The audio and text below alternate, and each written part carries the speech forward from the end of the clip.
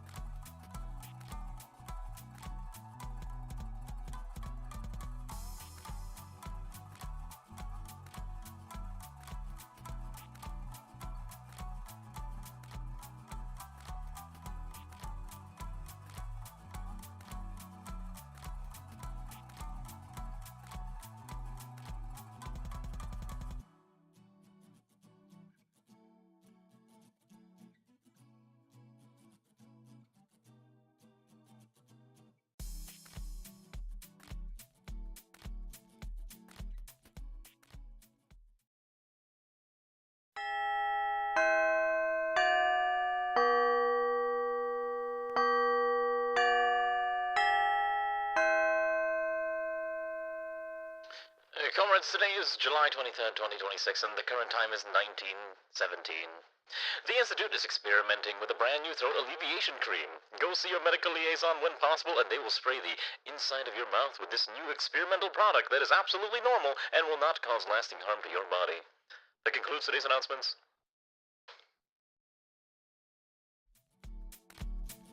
この番組はご覧のスポンサーの提供でお送りします。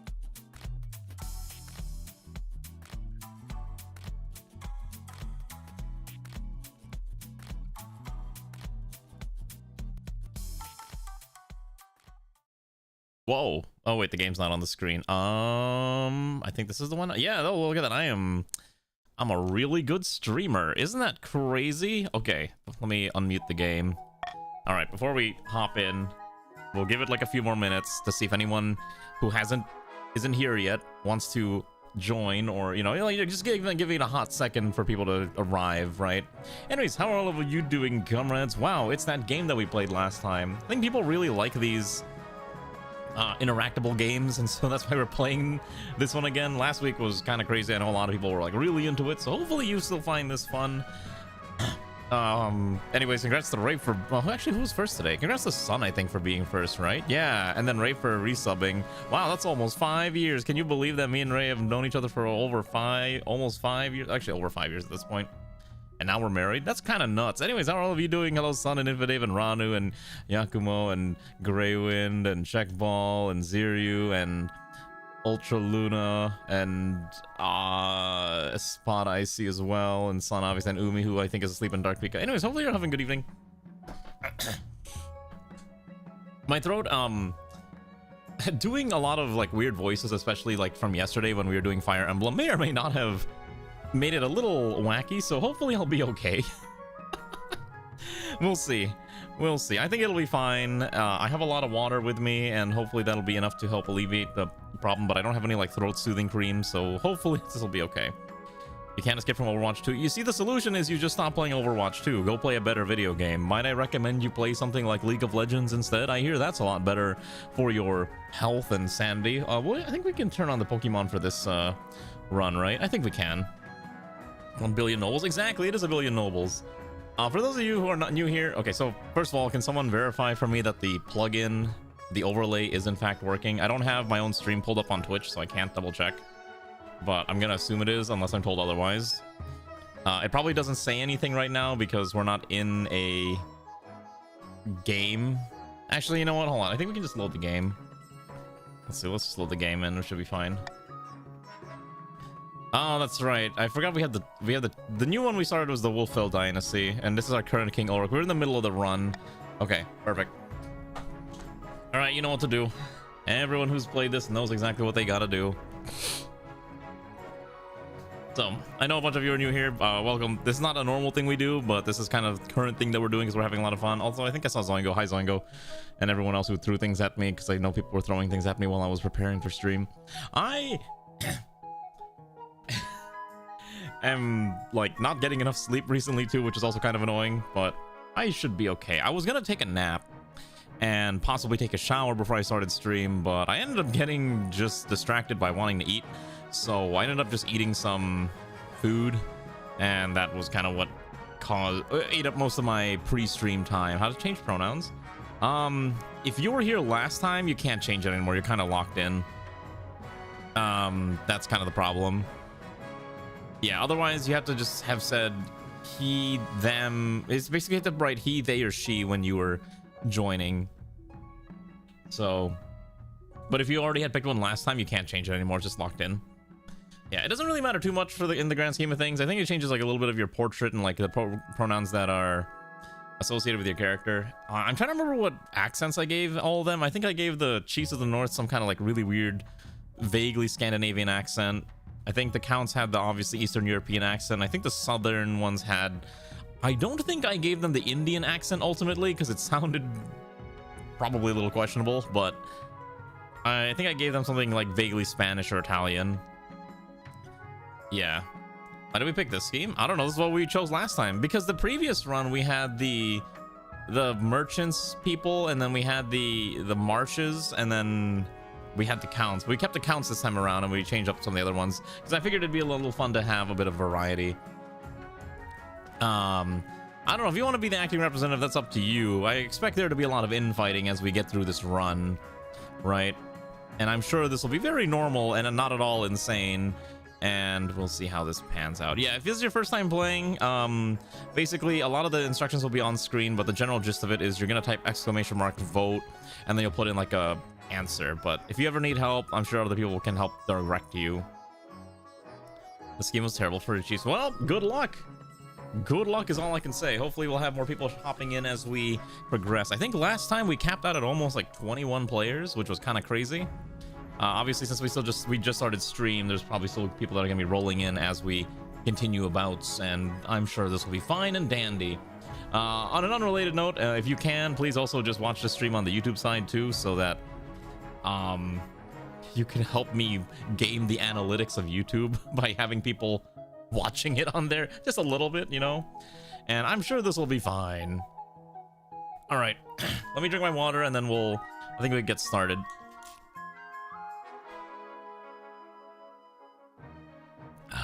Hopefully this will be fun. All right. So, your current monarch is this guy with the glasses, King Ulrich of the Wulfeld dynasty, because that's what I named him. And we'll be continuing our adventure with the chiefs of the north, the counts of the east, and the grandees of the south. And hopefully my luscious, wonderful voice will not at all off-put anyone from watching the stream. It is the spring of 950, with King Ulrich at its head, the goals of every faction. So, right now, the grandees and the chiefs wish to lower the stability to 4 or less. That is their current goal.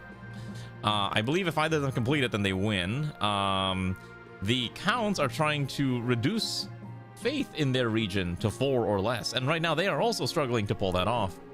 So right now it's a bit of a rough thing. My goal is to maximize stability, so I am basically perpetually at odds with the grandees and the chiefs for this current objective. How are you doing, Immortal? Good evening. Let me actually check. I should be able to see it on my end.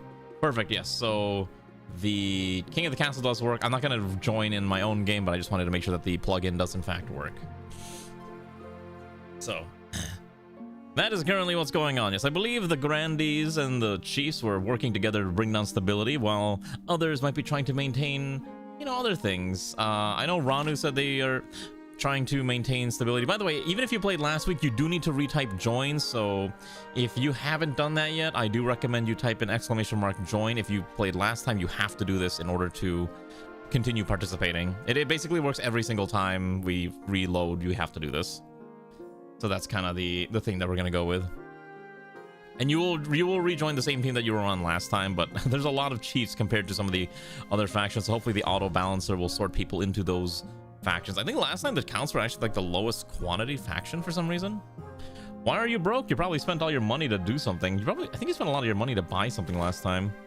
Anyways, before we begin, hope you all have a good day and good week, because I'm gone for the weekend again, as usual. I've been playing a lot of Pal World, and I'm probably going to be playing more Pal World and Battlefield over the next couple days because the new map for Battlefield just dropped. But anyways, yeah, welcome to the wonderful kingdom. I think last time there wasn't any major wars. By the way, you missed, if you weren't here for last week's stream, I do recommend looking at the VOD for the first like half of that stream, because I roleplayed an insane queen and it was hilarious. So anyways, I hope you're ready for terrible voice acting, and hopefully my throat again is not going to get shot completely, because my throat is a little wacko right now. All right, let's continue these events. First of all, this one, a powerful storm. A terrible storm has struck the north. Unfortunately, many houses have been swept away in the floods, and the roads are totally impassable. You might have seen that the farming in the Chiefs area and trade, basically everything kind of dropped over there. All right, so your options are: how can the council help the north recover from this terrible storm? Send troops from the east to clear the roads. The north will have to fend for itself, or ask the church to lead the relief efforts. I don't particularly oh shoot, I'm sorry, yeah, that's probably a good point. Maybe I just shrink myself a little bit. Okay, maybe this is a little better. Okay, how's this? I shrunk myself and made myself smaller on the screen.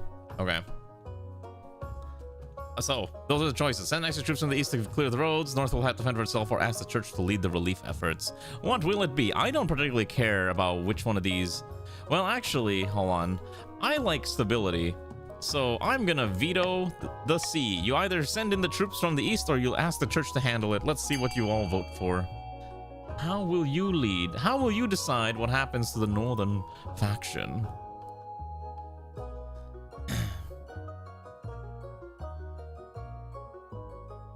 Ooh, that's some good water. Hello, comrade, so nice to see you there as well. You trust the 9? Well, a lot of people are going for the church to leading the relief efforts, which is going to be interesting considering it's a 10% success rate right now. The 9 will obviously not lead us astray in our faith. I don't know if the 9's going to lead you astray. I think it's your fellow compatriots that might lead you astray, which is also going to be a little questionable. All right, it seems like the option is going to be ask the church to lead the relief efforts.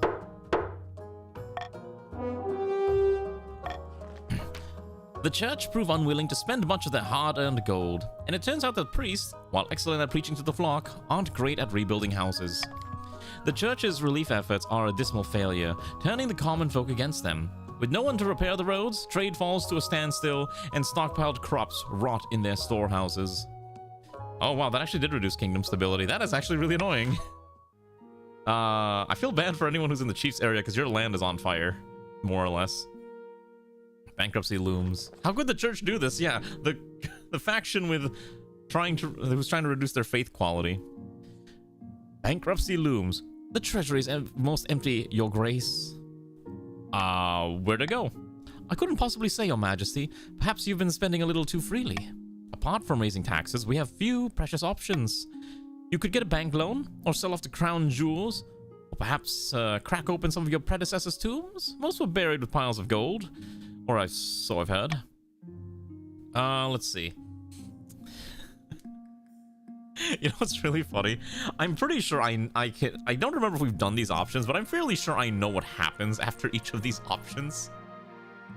Wait, did we play this on this scene or did we play this on the other scene? I can't remember. Hold on. Give me a second. This game might be better if we play it on this scene. That way you can actually see everything. I think we played it on this one. I just could not remember. Yeah, this might be a little better. Okay. With the overlay. Sell off some of the royal jewelry. Crack open some tombs. Take hefty loan from Salvant and Gaul. Or own the royal mint. Okay, I'm pretty sure if you order the royal mint to make more, you're going to begin a small process of inflation, which I'm sure we could rein in. Let's just make more coins. The royal mint begins churning out new coins, allowing you to pay off several debts. I thought that was going to give me 1,000, not 10,000. All right, pushing for change. Oh boy. After a particularly long session at the council, Nymphadora comes to find you in your chambers. It must be exhausting dealing with all those nobles arguing. I wish they could set aside their differences once in a while. I know exactly what you mean. I was thinking, what if we did something to make things better? I want to teach the peasants to read. Imagine what the kingdom would be like with schools for ordinary people. The other counts say the peasants can't learn, but right now they don't get the chance. You know what? Absolutely. Make it happen. We'll spend our freshly earned money to ensure everyone is educated. Oh, I didn't expect you to agree. Thank you, Ulrich.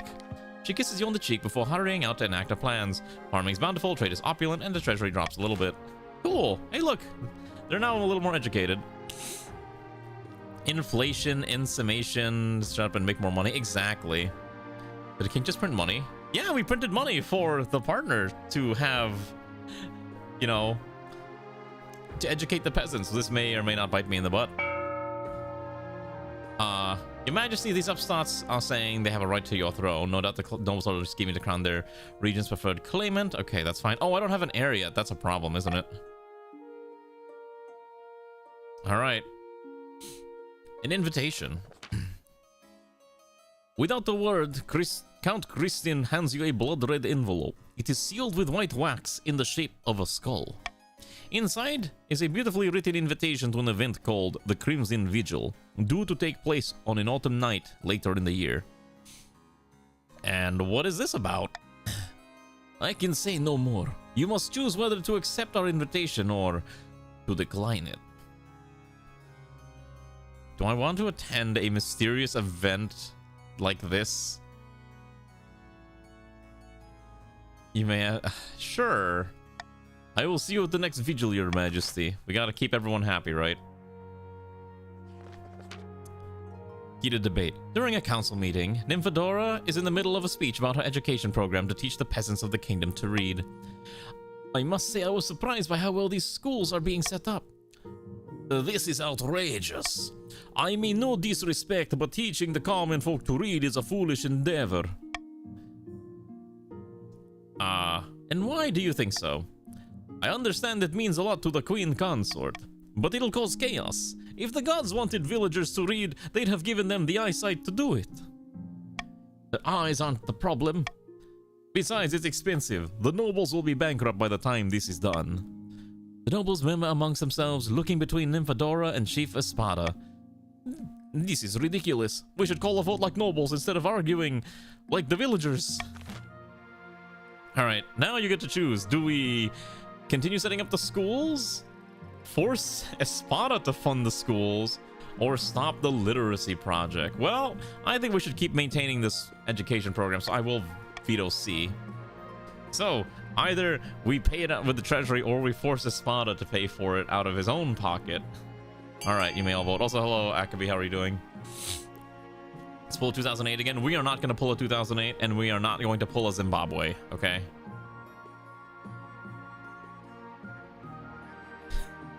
You don't want to force one of your compatriots to pay for all of it? You're going to make the treasury bear the full expense? I can't believe this. You have an opportunity to stab one of your own in the back for... I can't believe this. The crown has the money. No, this money is for other important things. Like dealing with the inflation that we're causing.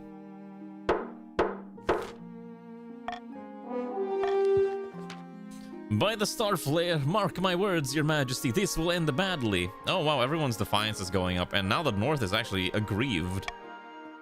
Thank you for doing what needs to be done, dear one. I promise by the blood of the dead that I'll make it work. And soon she does. Soon schools are in session all across the kingdom, despite many nobles grumbling. As literacy rises and education becomes more widespread, peasants and teachers alike send showers of letters and gifts to the palace. Wow! Look at that! Who would have guessed that educating everyone leads to generally better outcomes in society? To the point where the chiefs of the north actually have some proper farming ability. Hello, Ryuji, how are you doing, comrade? Welcome aboard. How have you been? Still doing some Hoi 4 stuff, or are you doing that, that... I know you're doing like that, you were doing that gacha life thing, storytelling at some point. Hopefully you're having a good evening. Alright, I guess we gotta answer the question about the heir. Your quest for an heir is finally complete, and you stand before the council, holding a small child in your arms. Should I die, I ask that my crown be passed down to... The council hall is filled with nervous silence. Oh, okay, I gotta decide. Is it a son, a daughter, or a child? I guess it's just a son. The assembled nobles break out into polite applause. By designating an heir, you've cemented the stability of the kingdom. Your Holiness... Wait. Your Holiness, may I be the first to congratulate you on the birth of your son. What is his name? Ulrich II. Praise be your highness. I'm sure little Ulrich II will grow up to be a chip off the old block. Congratulations on finding an heir. Now you just need to fulfill your ambition to win the game. Expect a visit from the Spy Master soon. Okay, so I have to get stability to 10 and then I win. So that's all I gotta do. The rest of you are still trying to fight for your own victories. I made a lot more clips on Twitch, and right now you're making a YouTube. Oh, okay. Well, I hope the video making's going well. Heading neighbors party in like 5 minutes should be fun. Hopefully there's nothing like this ruler should be. I'm gonna be the bestest ruler. Enjoy your party, Goldenrod. Thanks for swinging by. Video making is hard. I hope it goes well. The Shog Chibi. Alright. And thus ends the summer of 950. Alright, so what's gonna happen here is you're allowed to pay in to get one of these things built. These things will increase certain stats or decrease certain stats depending on what you're trying to do. So good luck! Remember your faction's goals, and hopefully that will help you decide where to throw your money at. Good luck. While I take a drink and maybe crack my back a little bit, because my back is dying.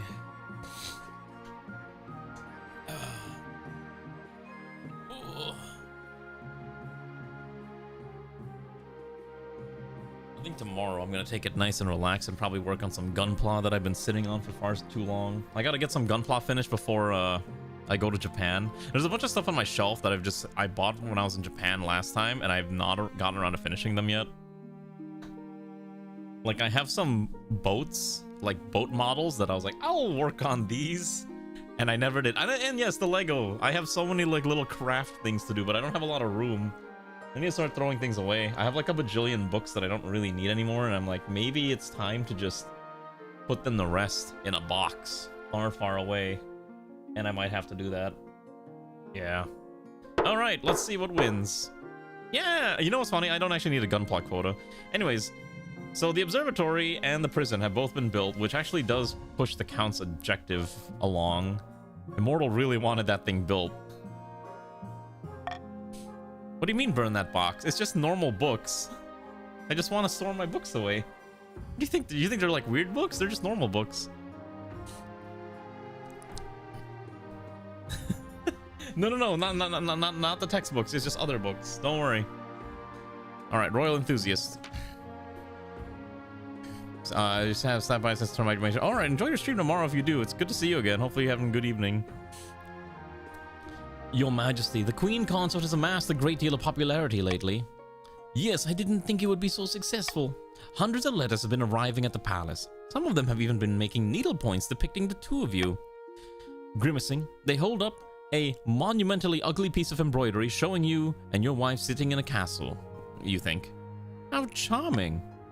It's quite sweet, isn't it? Look, some of them even made a replica coronets like the ones we wore at our wedding. And a group of my biggest fans want to come in for a tour of the palace. What do you think?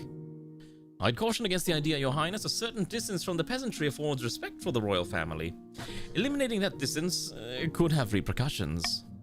Oh, I hadn't thought of that. Okay, so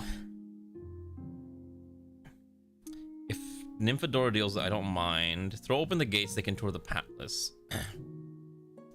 She's less oppressive and she's a lot more open. So if I crack authority down, that's probably bad. If Nymphadora deals, I don't mind, I guess. I don't want to crack authority down too much, but I gotta bring stability up. Alright, if Nymphadora deals with it, that's fine. Of course, I'll arrange it directly. Without delay, the tour is announced and you take a short holiday to the east. When you return, there are muddy scuff marks everywhere and Nymphadora is exhausted and flustered. There were so many of them. At least they enjoyed it. The nobles call you the peasant friend and laugh behind their hands at the increasing production of needlepoints made in your image. But amongst the commoners, you and Nymphadora have never been more popular. Okay, I'm gonna get the stability up. I'm gonna win this round. I'm gonna fight for it. You cast economic recession. Oh gosh. At the start of your reign, you said you wanted to be a peacekeeper. You've succeeded on that front. The kingdom is peaceful, and you're renowned for your mercy and wisdom. Well done, Your Majesty. But to shut down your noble scheming for good, we need to build on that reputation. Your advisors have some ideas. The common folk are a sleeping giant that even the nobles are afraid to wake. If you become beloved by the peasants, the nobles won't dare overthrow you for fear of revolution. My advice, on the other hand, would be to infiltrate each region with loyal spies. Defeat their schemes with schemes of our own. But the Chancellor has other ideas. Okay, so basically, do we focus on stability in trade or stability in farming? Well, stability in trade. Trade's already at like 10 and 10 and 2. So I think I'm actually just going to go for creating a kingdom-wide spy network.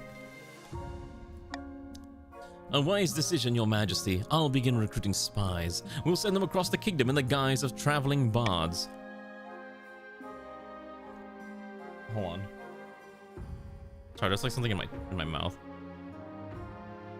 But this kingdom will require a fine touch. Your priority is to raise the kingdom's stability and overall trade as much as you can. And of course, there cannot be an open rebellion among the nobles. And, oh right, that thing we agreed to visit, the Crimson Vigil.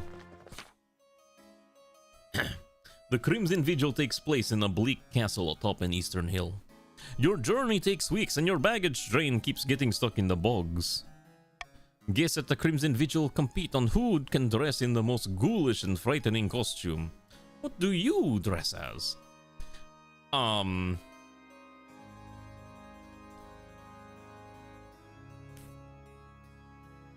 My normal clothing. You have no wish to partake in this nonsense. When the Count Ristin sweeps in dressed as a living corpse, he looks disappointed by your lack of costume. Well, I wasn't told what this thing is, so No costume, Your Majesty. A shame. Everyone was looking forward to seeing a royal effort. Please remember to stay in the upper levels. The dungeons are out of bounds. In the ballroom, you find the counts gathered, all dressed up as frightful monsters. Wolfmen, pumpkin heads, and witches. A waiter glides past holding a tray of footlongs. Oh, shit. I forgot. We called sandwiches footlongs. No. No. So what happened was we had an event where one of Immortal's, I guess, peasants, invented a new way to eat, and it was basically 2 slices of bread with meat in between it, and it was either going to be called footlongs or immortal artisans, and Immortal really didn't want them to be called immortal artisans, so we called them footlongs instead, because we named them after the creator, whose name was John Footlong. And I wish I was joking. I think that's actually what happened. A pianist plays a mournful tune. The Crimson Vigil begins at midnight. What role will you take? A mourner? Or are you willing to portray a hound of the betrayer? Can you tell me more about the roles? Surely you are familiar with our customs, Your Majesty. If you're unsure, you should stick to being a mourner. Alright, I'll be a mourner. I'm not gonna be a hound of the betrayer. This sounds ominous. The basic Earl of Sandwich story. Exactly. Your ceremonial role is to stand among the other mourners and wait for the hounds to catch the king in exile. After that, just follow what the other mourners do. Good luck. The counts gather, and after Ristin delivers a short speech about remembering the old ways, a flaming crown is placed upon his head. I will be playing the king in exile this evening. The hounds of the betrayer will try to catch me, but fear not, I am swift as a falling star and old as the hills. Ristin runs down the corridor, flames licking behind him, pursued by a dozen counts in monstrous costumes. It's a bizarre sight. Okay, we'll continue. Half an hour later, Ristin is dragged back, his crown still smoldering. One by one, the other mourners drop to their knees in a posture of worship. I will not bow. The counts murmur in shock as you stand stubbornly, arms folded. The ceremony concludes with a mock execution and a bottle of very expensive red wine spilled over Ristin's head. After that, the music is more cheerful. The counts dance and chat long into the night. At dawn, you board your carriage and begin the long journey back to the capital. That was the weirdest Halloween ever. I think the Crimson Vigil is literally just Halloween. Yeah, I mean, hey, look, they have the money for it. The East is very rich, okay, so they're fine. Alright. Well, we got 15 nobles now. The Countess rides to a remote, unremarkable spot of moorland. Soon another joins her. The church is scrambling for power. The High Inquisitor is losing her grip on the populace, says Countess Floofy Kitty Cat. Count Drunken Wayfarer, how delightful. Then we can make our move unseen. We must invite a demon to possess the king. The ancient books describe 2 demons, each attracted to a different aspect of a human mind. Okay, so if you're on Team Purple, you gotta choose. What's your next objective? Raise authority or raise the treasury? I can't tell you what to do, but you gotta pick one of them. Alright, my lord, I've finished my inspection of the Count's wine cellars. Quite good. Yep, yes, sirree. They're quite delicious. Quite yummy indeed. I assume they're going for the treasury because the treasury is probably like the easiest one to do. Yeah. You have a bad feeling about this? I am curious to see where this is gonna go. Is that at least half of them? It's, there's 7, so that's at least half. Sure. 4 nobles voted for Murmuriak, the Duke of Greed, the face of all coins. According to the grimoires I've read, the Duke of Greed is attracted to individuals who hoard wealth. We must ensure that the king is filthy rich. For the final stage of the scheme, the counts must keep the treasury at least 5,000 for 1 full season. Wow, that's already accomplished, I guess. So wait, hold on. So I'm trying to make sure you guys can't win. So I gotta spend this money.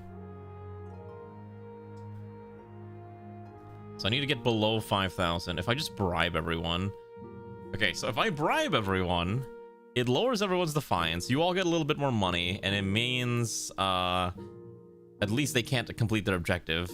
So, in the interest of me not letting you win immediately, I will have to bribe all of you. I gotta keep my money at a very balanced amount. That's gonna be annoying. Ah, there's the hyperinflation event. All right, we'll do this one first. All goes according to plan, Your Majesty. Let me show you. Your spy master takes you through a secret passage in your own private office. You emerge into a hidden chamber where a number of hooded figures are waiting. These are my agents. They can blend into a crowd as effortlessly as... sorry. These are my agents. They can blend into a crowd as effortlessly as they can slip a knife between a traitor's ribs. Why didn't I know about this chamber? Don't worry about it. The palace is riddled with secret passages and hidden rooms. I'll keep track of them for you. Soon the spies will infiltrate the courts of all the nobles on your council, disguised as traveling bards. One of the spies tosses aside her cloak, revealing a lute and the colorful costume of a troubadour. With the charm and flattery, they'll worm their way into the nobles' hearts and minds. Then we will have a spy network the likes of which the world has never seen. I hope even to make the Gaunt of Taverlin look like rank amateurs. Can they give us a song? A few notes are plucked on a tune, and the assembled spies launch into a ballad. It's actually not bad, as your toe is tapping along. If you think this is good, you should see them throw a knife. Can cut a rope at 30 yards. And they will learn to fear me. Indeed, Your Majesty. A week passes before you hear more news. Your spy master arrives in your office with a tiny scroll, small as a cherry stem, clutched between two fingertips. This is a message from one of our agents in our field. Your Majesty, I sent her to Count Dolphikin's castle disguised as a bard with a flute at the ready. Wonderful news. Don't get too excited. This is only the first step. Let's see what she has to say. Wait to hear the success of your fledgling spy. The spy master studied the scroll for a moment and then sighs as she holds it over a candle flame as it vanishes into a puff of cinders. She was turned away at the gates, and there's no money for entertainers at the moment and little reason to celebrate with song and dance. I suspect it's the same all around the kingdom. We'll try again in a few months. Alright, so I have 2 seasons to try again. Okay. Okay, got it.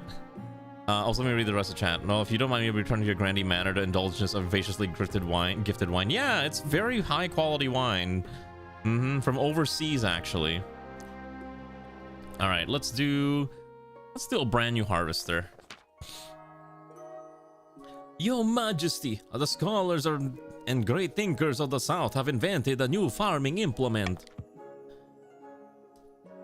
Some kind of horse-drawn machine that automatically reaps and threshes grain. They call it a weed eater, and it's revolutionizing agriculture. Are we gonna do another run? Yeah, probably. You can also join mid-round. We basically stream until I get tired, which is usually around 11 p.m. US Central, but we'll keep going until then. It would be great use to us in the north. Our farms are struggling to keep up with the demand, you know. We'll not share the designs with the like of you, Northern Leech. Our people worked hard on this machine.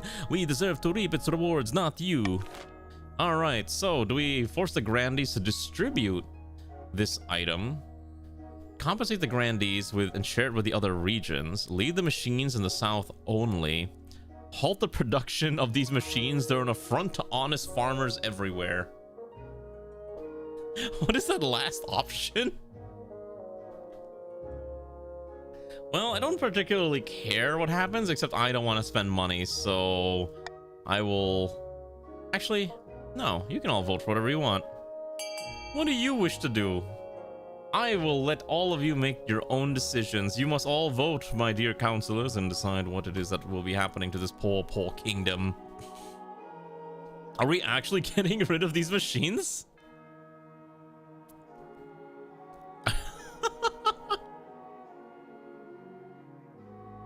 I can't believe the Mormons are about to win. I can't believe the Amish are winning.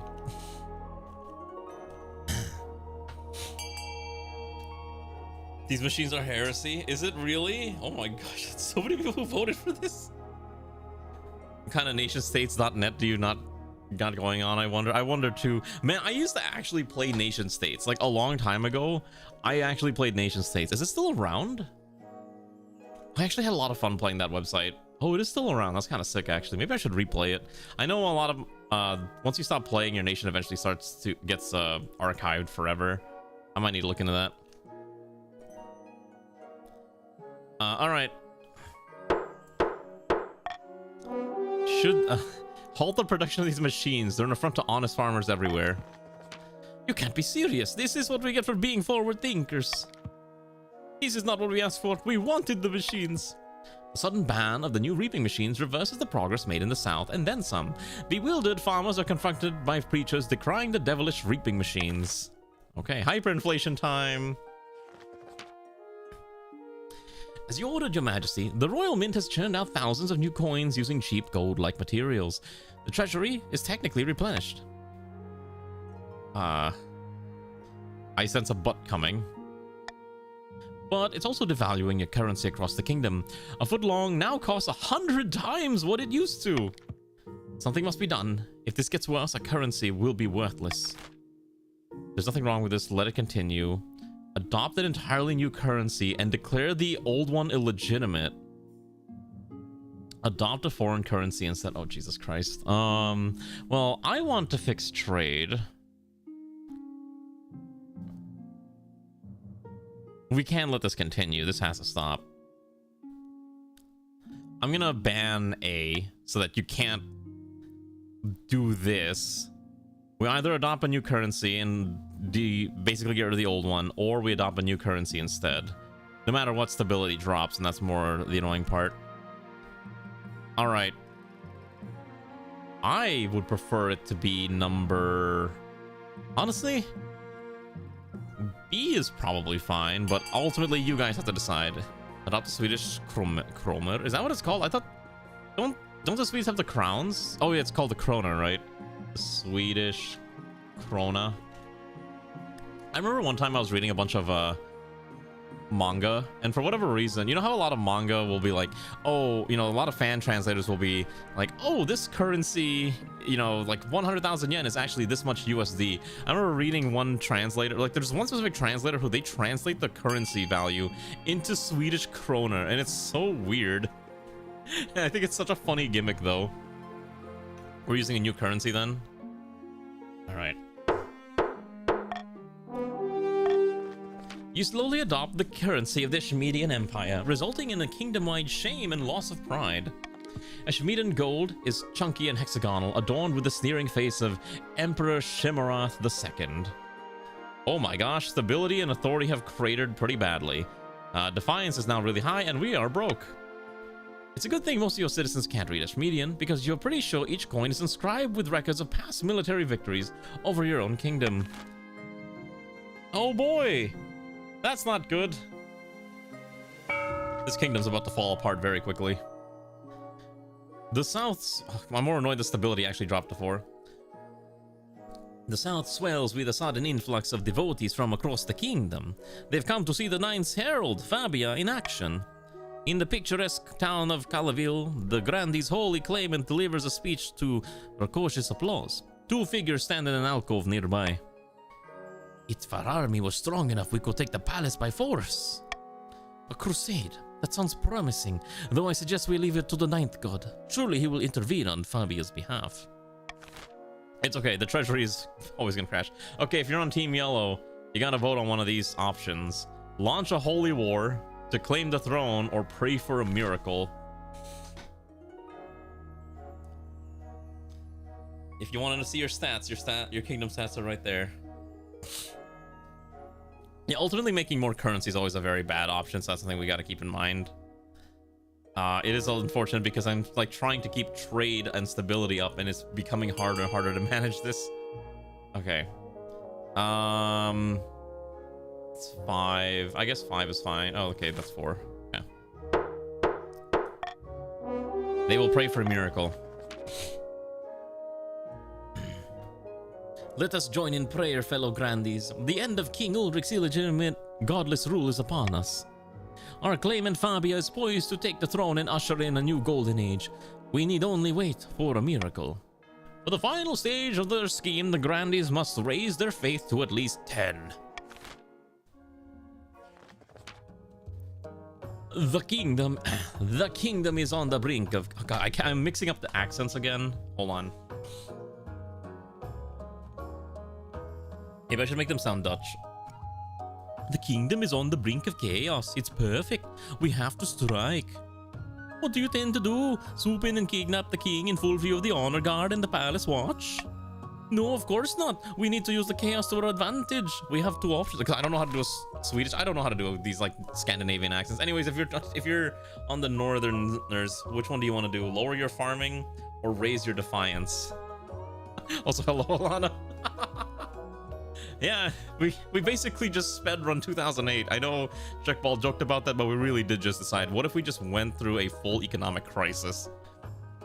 You know what's really funny? I keep up with some currency stuff, and I've been seeing, I don't know if anyone pays attention, but the JPY, the Japanese yen, is like cratering really bad right now. It's insane. Is it only these two on the blue side? I'll wait for like one more vote if one of these are here to vote.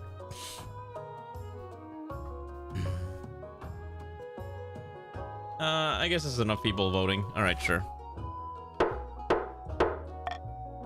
They lure the king to the north and abduct him there, raise on defiance. We need to convince the king that the north is on the verge of rebellion. In the current climate, he'll be forced to make a diplomatic visit to smooth things over. That's when we'll strike. One king enters one king enters the peace tent and another king leaves. For the final stage, the chiefs must raise their defiance to at least 9, but without starting a rebellion. Don't rebel. Okay. Time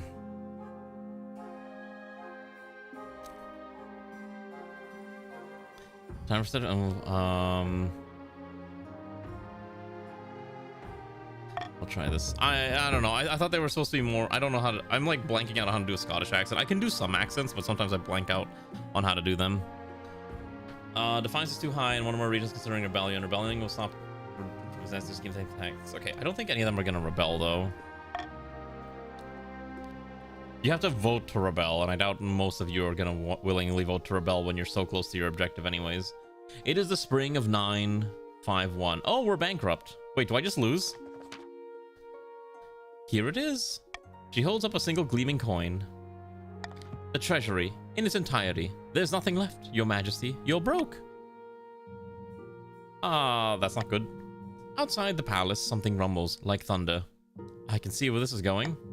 The soldiers in your armies, and even the city watch, none of them have been paid in months, and they're marching on the capital. You'd better grab your things, Your Majesty. Face the end with my head held high. You ride atop a pure white stallion to face your rebellious soldiers. They're spilling through the streets like a tide, shouting for your head on a pike. They don't resemble a trained army at all, more like a mob decked out in armor. Deliver a grandiose speech. Don't they have any loyalty to the king? To their kingdom? Yes, times are hard, but if they could see it in their hearts to... Your words are cut off by an arrow to the sternum. You topple slowly off your horse and are trampled by 1,000 sturdy boots as the soldiers rush to loot the palace. I swear we had this exact ending in a previous run. Your last thoughts are of your chosen heir, Ulrich II. You only hope the nobles will respect your decision and vote him onto the throne. Okay, so all of you are allowed to vote for who's going to be the next ruler. No, I guess it depends if your definition of who lost. You should vote for the king's heir. Don't you want to respect the will of your dead king and vote for Ulrich II and have a proper line of succession? At least 2 of you are willing to do it. And what happened? Yeah, we went broke. Our treasury went to 0. There are 17 nobles. That means there's enough people who could flip it to Prince Ulrich. Or if one of you wants to be a tiebreaker. Otherwise, I think I have to choose. Anyone want to be the tiebreaker? Yeah, we basically what happened is we made a lot of money. We triggered hyperinflation. We adopted a new currency. We went broke, and then we all died. Okay, I guess all of the counts just forcefully pushed their 6, 5, and 2. So what is that? That's 13 votes. Yeah, where's all the grandees? All right. I guess it's going to be Dmitri. And thus ends the line of King Ulrich.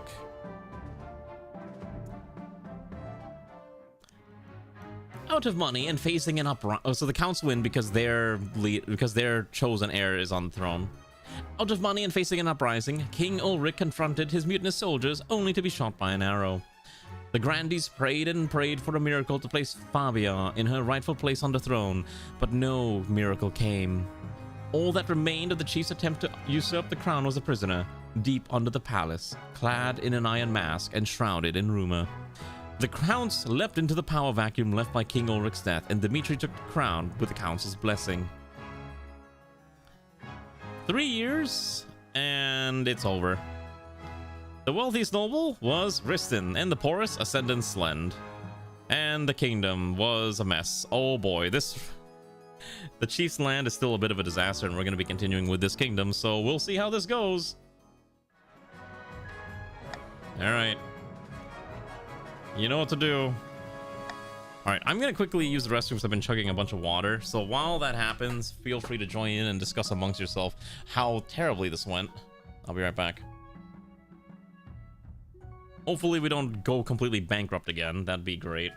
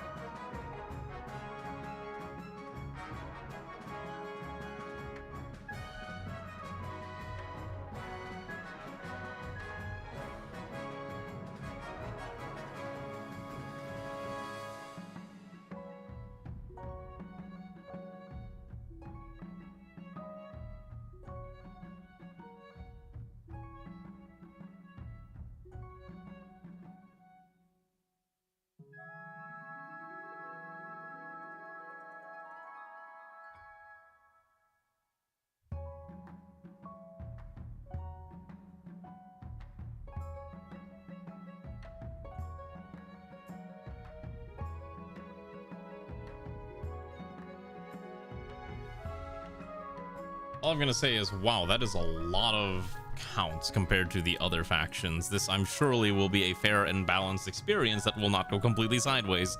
Anyways, hopefully we have more people join in at some point. Will they be able to maybe balance out this composition. That is 6 nobles of the... That's 6 counts. Alright, well, hopefully the chiefs of the north and the grandees of the south can work together to defeat the counts who currently own the kingdom. Alright. Unfortunately, you can't switch once you're kind of committed. Alright. So, at least our treasury has been fixed. And thank you, Delop, for the follow. I appreciate it. We got... The authority and stability have been kind of fixed. We got money fixed. All the other stats remain the same.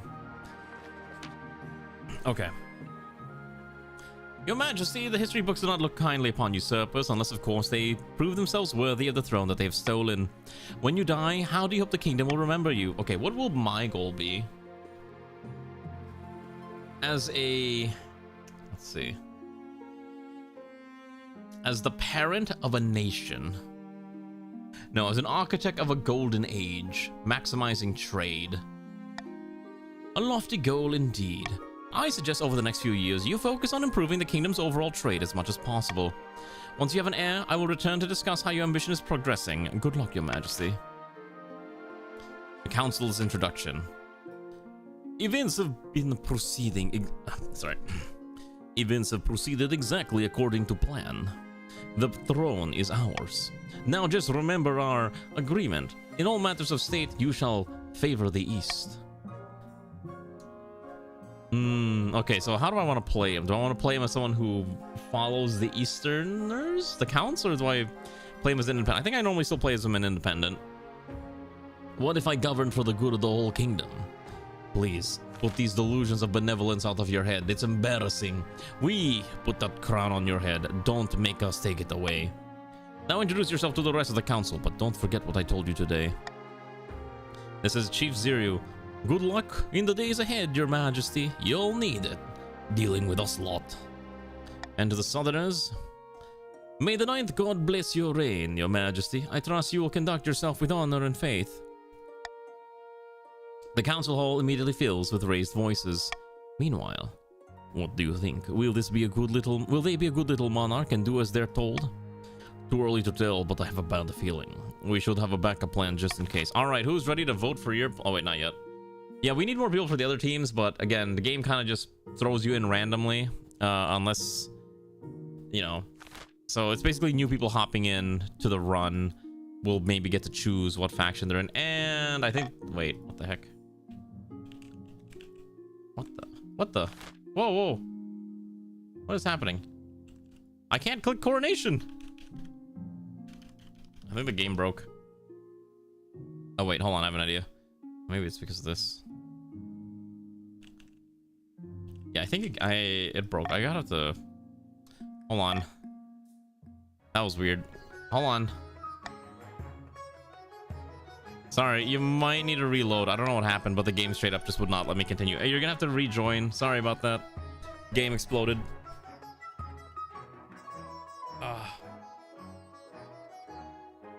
Yeah, unfortunately, I can't really make it quote-unquote fair unless we start a brand new run, and I don't really want to start a brand new run right away. It's more new people joining in would be able at least to have a bit more... They'll hopefully get randomly slotted into north or south, depending on who's in here. Yeah, the game did derp a little bit. Can't really do too much about that. It just kind of happens. Yeah, like right now, Zero is the only one in the northern faction. Hopefully, I know Ranu's normally in the northern faction, but Ranu has to rejoin, and I think a bunch of other people have to rejoin too. Sorry about that. Can't really do much about it. Yeah, once you've been in one run, you're kind of stuck in whatever faction it kind of threw you in. Yes, Ultra Luna, how can I help you? Yeah, unfortunately, it'd be kind of interesting if I could drag people around, but nope. Well, I can't force people to rejoin, okay? That's the main thing. People will join if they feel like joining, but this is, you know... People will join when they want to join. That's all I can do. Alright, hopefully people will just join in as we play. Alright, do we have to go through all this again? No, okay, we just have to do the coronation. Perfect. Your Majesty, you may have won the throne from King Ulrich, but you must still answer to the council. Okay, that did work. You did join the grandees, Akio. As is tradition, they will decide what happens at your coronation. Alright, let's get this over with. Shall we call the nobles in? Alright, how are we going to have the monarch be, what's it called? Coronated. I hear throwing the monarch into the river is tradition and should totally be the one that is selected. Don't you want to throw the monarch into the river? That's usually pretty fun, I hear. That's usually what happens.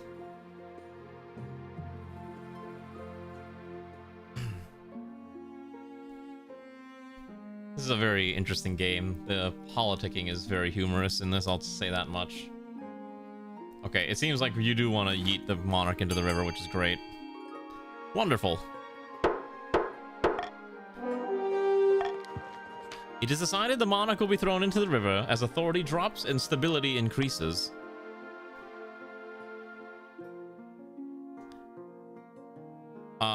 Alright, and so it begins. The nobles pick you up and carry you out to the Treadwater River, hurling you into the shallow water with a cheer. When you climb back up, blah blah blah, we've read this a bajillion times, but the nobles are quite giggly and quite amused by this, and thus begins the reign of King Dmitri. Or monarchs, I guess they're a they. Dismond of the Ascendant Slen dynasty, powerful Eastern enigma, leans delicately on a podium, speaking in a melodious voice. Most excellent, Dmitri now sits on the throne, and the counts are in charge, as they should be. But the other regions will be already scheming to depose them. Do we stay loyal to the new monarch, or cut our losses and put me on the throne instead? Team counts, what is your faction goal? Aid the monarch, blood ritual, or ascension? Because why is it always unhinged options? Why do they always... Oh, Immortal, you're gonna have to rejoin because I had to reboot the... I had to reload. This, I'm sure, is going to be very normal and not at all unhinged. Okay, so at the very least, it seems everyone's kind of on the same boat of aiding the monarch. Okay. Well, that settles it then. Long live the monarch. May they bring glory and honor to the east. But we can always change our mind.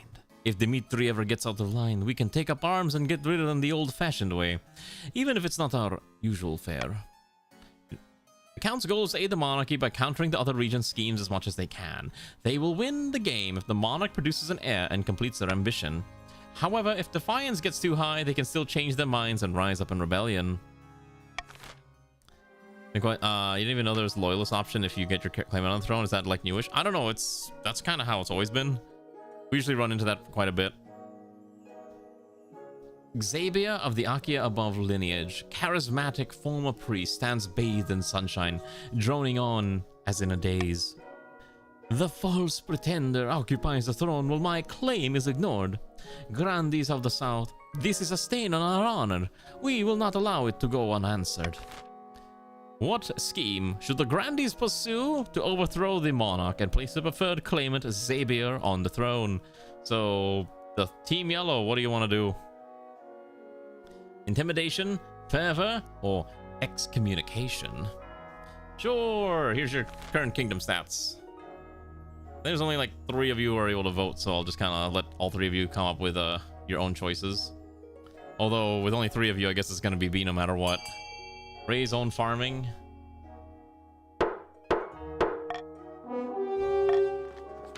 The Grandee claimant Xavier has been chosen by the Ninth God to be the next king. He has promised the first miracle. Food for all. To advance their scheme, the Grandees must raise their farming to 5 or more in 4 seasons. Yep. And finally... Do I really want to keep giving them a Dutch accent? Am I able to do like a very angry Scottish accent? Hold on. I have to channel my inner demo man from Team Fortress 2. Orm of the Zeoposer clan, sinister northern godspeaker, stands precariously on a longhouse crossbeam, screaming like a fallen god. Chiefs of the North... I can't do that. Chiefs of the North, We all know that I should be on the throne, not this imposter monarch Dimitri. How do we make that happen? Alright, so Team Northerners, what is your plan? Sorcery, uprising, or prophecy? Wow, interesting options. Actually, some of these are kind of spooky. What do you mean there's a sorcery option to put your claimant on the throne, Orm? Unless they all disappeared. You have magic. Yeah, magic does exist in the setting, yeah. It's kind of interesting. Who's the last one who hasn't voted yet? Let's see. The opposer is the tiebreaker. Yeah. The opposer, you're the tiebreaker. It's up to you to decide what option you want. Will you join them in voting for the same ones? Okay. Got it. And so, Uprising has been chosen. The chiefs plan to incite a peasant uprising to overthrow the monarch before swooping in to steal the throne for themselves. To advance their scheme, the chiefs must raise the treasury to 2,000 or more in 2 seasons. Alright. You know what to do. Alright, which one of these do I want? Treasury votes for how the nobles choose to vote is hidden from the monarch's view. That's kind of unnecessary considering I can just look at chat. Call for unity is fine. Alright. Let's see. It's time to pick an honor guard. As is tradition, each region offers a selection of elite guards. The chiefs walk with their most famous warrior heroes, the counts with the knights of the Order of the Drowned Rose, and the grandees offer the fiercest battle nuns from the Sisterhood of Steel. Unfortunately, we can't recruit the southern nuns. There's been a major scandal. Some nuns went out drinking and broke their vow of silence to sing a rude song about hedgehogs. And they won't come to the capital until this blows over. You'll need to pick someone else. Okay, so I can't choose the battle nuns. That's really weird. So I have to choose either the counts, the northern warriors, or foreign mercenaries. Well, I feel like since I am, like, logically, he would probably pick his own people, the Eastern Knights. So we'll just probably pick the Eastern Knights because he's part of the counts anyways. The Order of the Drowned Rose are highly respectable. They'll understand palace etiquette, but it's been years since they fought an actual battle. They mostly write poems these days. Yeah, we'll pick them. We'll pick the Eastern Knights. I will make the arrangement at once. Yeah, no battle nuns today. The knights arrive a few weeks later, and they are all extremely pale and extremely polite. The commander introduces herself with a florid bow before reading out a poem she's written for the occasion. Okay, nerds. What the heck has happened? What the... Okay, that was weird. Grandi Yakumo, wait, hold on, I know what to fix my stuff. Hold on, I know what I have to do. Your Majesty, it is my singular honor to invite you to attend the annual Night of Seven Pyres celebration. Sure, that sounds fun. We are blessed. I trust you are willing to finance and organize one of the pyres. It is customary for the monarch to do so, if they are in attendance. Do we have the money? No thanks. A shame then. Gold is temporary, your holiness. Salvation is eternal. I like these grandees. What is happening? I can't move anything. Hold on, I'm gonna look this up. King of the castle can't move.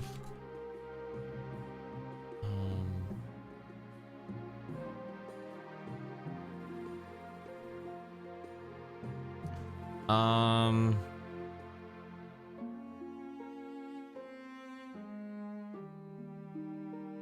the far side, maybe you can find what happened. Glitch a tutorial box to the map's edge. You can't read it. Okay, wait, hold on. Apparently there's like some kind of like broken tutorial box. This is super weird. Like this is really annoying. What if we reset the tutorials? Will it force it to fix? Shiny noble name means you own a copy of the game and you've customized your character. That's basically what it means. Yeah, because I can click on everything, but I can't move the damn map. And basically this means I got to reload again and tell everyone to rejoin, and it's gonna get really annoying. That's why I'm trying to avoid that if I can, but I can't seem to move the damn thing. Let's see.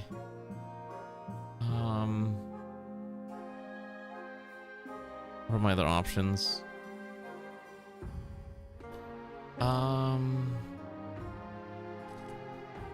Let's see.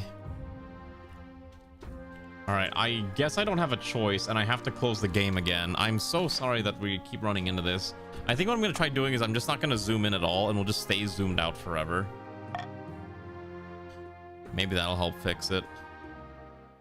Alright, very, very sorry we have to keep doing this. Okay, that's fine. We already know this. Great, great, great. Let's kill that, kill that, kill that. Hopefully this fixes it. We didn't have this issue this much last time either, which is really annoying. Okay. So now all of you can rejoin. I am so sorry we've had to do this like twice already. Hopefully this is the last time we have to do this. And again, you'll be on the same faction that you were previously. And hopefully this will go fine. And we'll be able to go on our magical adventure. Fighting onwards. Yeah, King of the Glitchy Castle indeed. Like, the game, when it works fine, it's really good, but when it breaks, then okay, then it's annoying, right? And there's very little we can do about that. I'll let it sit on this page for a little bit longer as people try to roll in while I drink my water, my wonderful water. Anyone else streaming King of the Castle right now? Usually King of the Castle has like a very specific people who are streaming it. I might be the only one. I am the only one. Okay. It is I, your favorite divinely appointed Vtuber, being the king of the castle. Ain't that great? Truly, I am one of the greatest and most normal monarchs you have ever run into. Okay, that's a much more balanced set of teams. Wonderful. Okay. Let's hope this works. Okay. An untimely death. Alright. Murder! My parent, Chief Ranu, has been murdered! And I know who did it! Well, okay, so as soon as we load in, Ranu just dies instantly. And Ranu the Second has joined. Yeah, you just got murdered, Ranu. Congratulations, you just got murked off screen. It was Grandi Yakumo. By Odhel's horn, don't let them deny it. Yeah, okay, this is a premium noble. Okay. I won't deny that I killed the venerable Chief Ranu. Okay, Yakumo's not even denying it. But it was no murder. It was no murder. Ranu agreed to an honorable duel, in which I won. Acts of my ancestors, it was no duel. It was a cold-blooded killing. What reason would my parent possibly have to duel you in the first place? The reason for any duel is between the challenger and the challengee. A private matter is not fit for this council. Try to fix your problem. What is the problem that you're running into? Alright, it's time to vote for the option. Okay, so hold a trial for Yakumo. This Grandi is a danger to all. Imprison them. The spy master should investigate to find evidence of the claim. A duel is a duel. Let the accused go free. Well, I will let you all decide which one you think is the coolest option. Although I think a trial would probably be the most logical thing. Would we not have a trial to ensure stability in all things? It was a proper duel, right? We could look into it. Right? Let's see, that's 7 votes. That's 8 votes, okay. 9 votes, okay. 10 votes. Ranu demands to have a proper trial. Hello, Ronnie. A trial? Bah, a duel is a duel. Their parent knew that. God bless you, your greatness. Now we can mete out some actual justice. Alright, well, the trial will happen later. And thus ends the second season of Dimitri's rule. Alright, it's time to build your buildings. What would you like to build, comrades? It's time for you to decide. We've got a cathedral, a bazaar, an observatory, a stadium, an aqueduct, and a deer park. What would you like to be produced in this fine, fine evening? In the summer of 966? You'll take no one at their word? I see. None of... Oh, I hear that Grand Bazaar is really cool. It helps improve trade in the kingdom.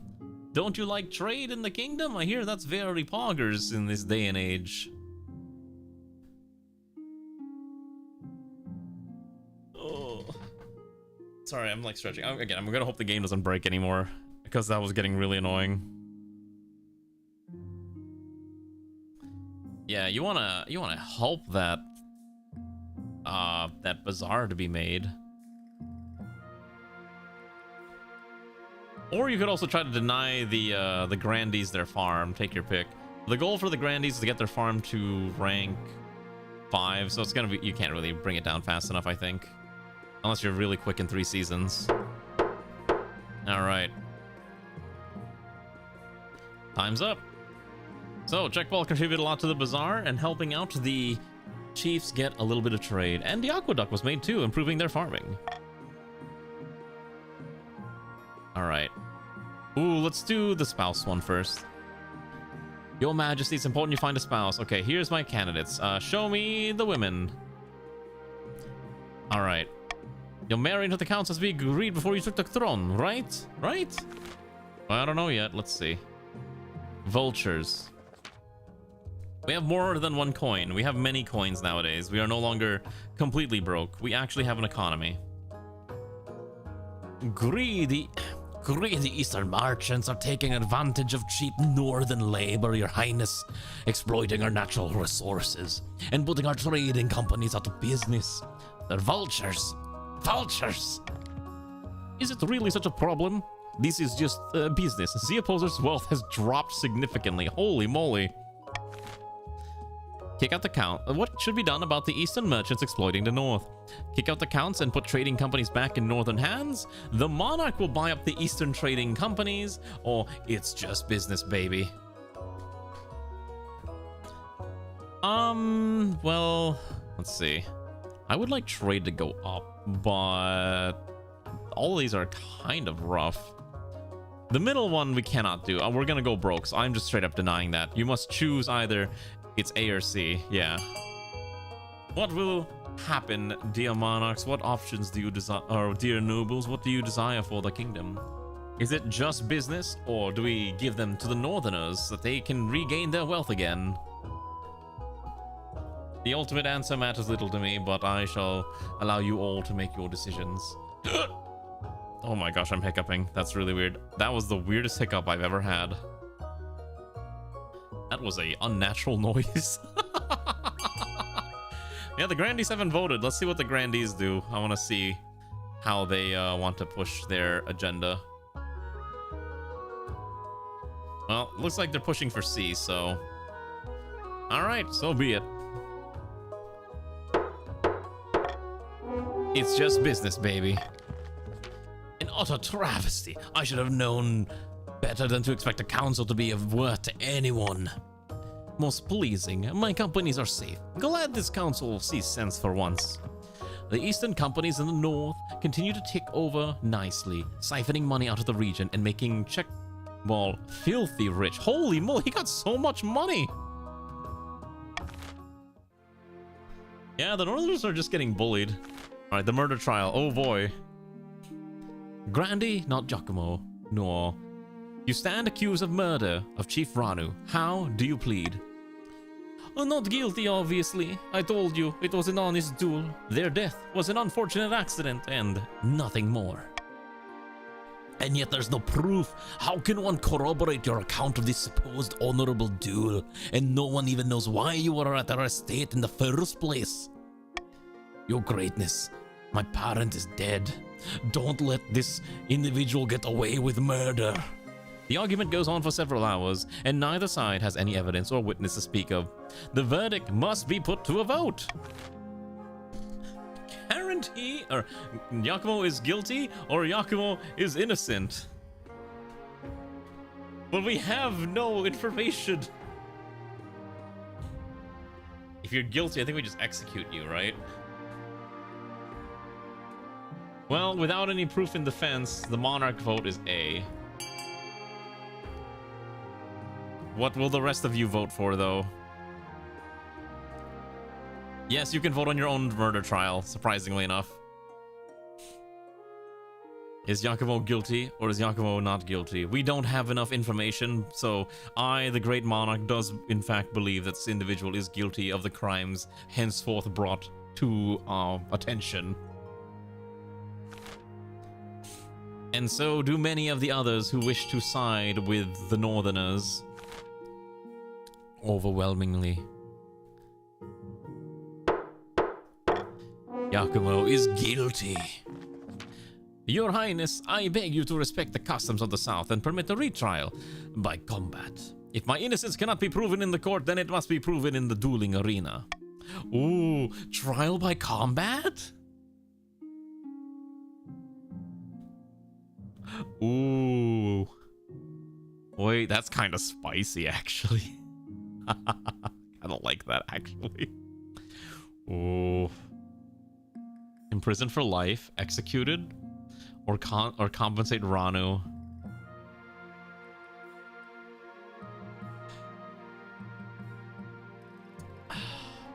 I piss off one of them no matter what. I'm hearing calls for blood. Ziryu says blood, so sure, duel it is. We could also just compensate Ranu, and then we could just be done with this, but you asked for it. You shall be allowed your trial by combat. Thank you, Your Highness. What is this madness? They have just pronounced guilty by the council. You cannot force a retrial after the verdict. The Monarch has spoken, fool. The ninth god will prove Yakumo's innocence once for all, or they will die by the sword. Alright, you don't care what happens to these people? I know you don't. Alright. Inside a smoky northern clan hall buried in snow, Chief Ranu paces up and down the length of the room, their brow furrowed in frustration. It is not enough. The common folk couldn't care less about the Monarch or their hoarded wealth. How are supposed to incite an uprising in this climate? We should start by ensuring the monarchy actually has some wealth to flaunt. Shame the monarch seems to be destitute. Sir, perhaps they're just really bad with money. The chief has to raise the treasury to 2,000 or more. Alright, taxation time. Alright, what am I doing? However, what I'm going to do is I'm going to give a cruel tax to the grandees because you guys have way too much money. And I need a little bit of money so I can spend it without going too broke. Everyone else gets standard tax. Maybe I have to move it to the chiefs. Maybe we'll do a little bit of a wealth transfer so I can get that defiance down a little bit. Maybe we give them a bribe and a tax break and then move the money from the grandees to the chiefs and leave the counts alone. Yeah, I think this wealth transfer is probably okay. I doubt the chiefs are going to rebel, although they can rebel if they choose to. Alright, we'll do eligible options first. Alright, who are the matches? Let's see them. The Chancellor leads you to the Great Hall, where they've arranged 3 portraits. Alright, let's see them. They whisk away the cloth on the first portrait.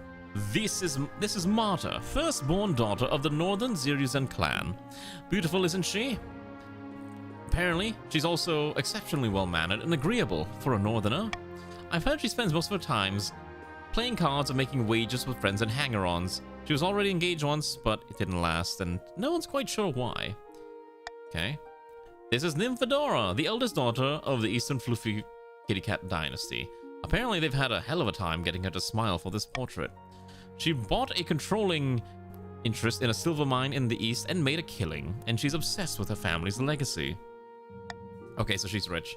And finally from the south, Serafina, the eldest daughter of the Ultra Luna lineage. She's reputed to have an ego the size of the sun, but there's nothing wrong with confidence, right? Like many in the south, she claims to put her faith in the ninth god above all worldly concerns, and she's got grand plans by all accounts, and she wants to change the world. Okay. Who do I pick? Marta? Nymphadora or Serafina? I mean, to be fair, maybe Nymphadora is just a semi-common name in the eastern lands. I promise. Did I promise? Show me Nymphadora again. Elstar Fluffy Kitty Cat Dynasty. Ray's not playing right now, I think. And she's probably busy playing in Pal World. It's just a family legacy. Okay, so let me think. So if we go with Marta, we can reduce the defiance of the chiefs, and she does have a lot of money, and that's about it really. if we got the eastern one, that's true. We would get access to the gold mines, the silver mines of the Nymphadora. I think Seraphina's kind of just an okay candidate. She doesn't have anything super crazy going on for her. All right, we'll go with maybe we'll go with Nymphadora. I'm kind of leaning towards Nymphadora, quite frankly. Yeah. Yeah, but the Defiance thing is also the thing that's like, maybe we just marry the Chief Lord to minimize Defiance. But I did just give them a tax break. Alright. I'll take Nymphadora. Excellent, and I'll make the arrangements. Alright. Here we go. A new baby. Countess Galaxy. Greetings, Your Highness. Some fine news for my peasants in the east. A baby has been born on your birthday, bearing a birthmark in the shape of the number 9. A fantastic omen. Perhaps we should mark the occasion? What should be done to mark the birth of this remarkable infant? What are these options? Send the Inquisition to make sure the birth is real. Gift the parents a bounty of jewels and wine. No time, or just send my blessings. I think we could just send our blessings and call it a day, but I'm sure all of you are going to vote for something else. So one thing we've learned is that if you already had a character in the middle of a legacy run, and you buy the game, it's like we have to basically start a new legacy to get your new character correct. There's not really a way to erase your noble, as far as I can tell. Maybe I could... Maybe there's a way to edit like the save file, but I'm not really familiar with that shenanigans myself. Well, it looks like we are going to be sending our blessings. Thank you, Your Highness. That's too kind. There's another matter. They asked permission to name the baby after you. What do you think, Your Grace? As long as the baby's not ugly. I shall assess the baby's appearance and act accordingly. True to her word, Countess Galaxy lets you know that the baby is perfectly adorable and therefore suitable for the name of Dimitri. A child of the East named for you. Who knows what sort of person this baby will become? You can only hope you're around to see it. I'm sure this will be relevant in the next dynasty. Alright, trial by combat. Here we go. It's the day of Grande Yakumo's trial, and half the city has turned out to watch the spectacle. Grande Yakumo will be fighting a champion of the crown, Your Majesty. Whoever draws first blood wins. Who will represent you in the pit? The Marshal, a fighter from the north. I will fight myself or one of my eastern knights. Ooh. Well, technically, it's a northerner who's doing this, right? Well, hold on. Technically, he's fighting against the crown, right? So, I guess I should send in one of my champions. The Marshal or the Eastern? Yeah, the Eastern Knights are just honor guard, but they're not very good. I'm thinking we just send in the Marshal for this.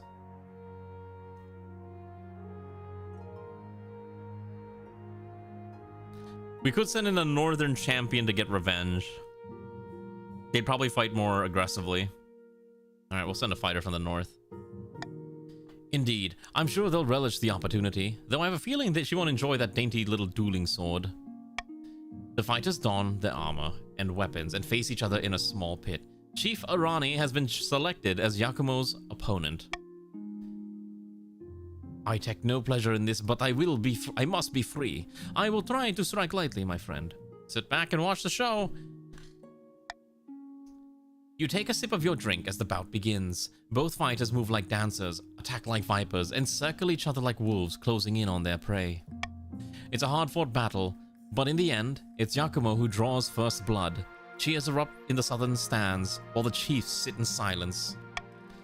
Grande Yakumo is victorious, and therefore innocent in the eyes of the ninth god. Very well, I accept the results of the trial. Whether it was Valter or the ninth god who guided Yakumo to victory, their will is clear. Grande Grande Yakumo is released immediately, and hopefully that will be the end of this squabble. That was a very interesting trial by combat. And thus ends the winter of 966. It's time to adopt a new law. Alright, I think these are generally fine. I might actually swap. Maybe I swap out Monarch's vote for swing votes. I thought it was going to be a fight to the death, but it just ended up being like a fight to first blood, which was kind of interesting.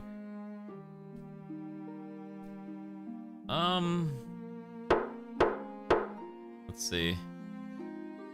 Maybe we swap out the Monarch's vote with reverse voting. I want to try.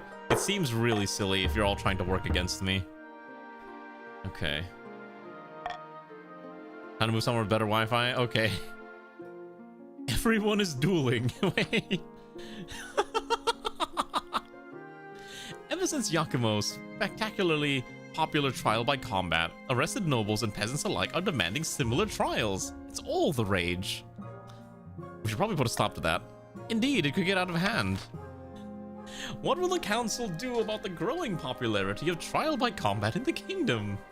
Ban duels and trial by combat. Encourage trial by combat as an alternative justice system. Press criminals into the military instead. Wait, I actually like that last one. Okay, you're not allowed to vote for... Okay. Maybe we just ban trial by combats. I actually like this one a lot.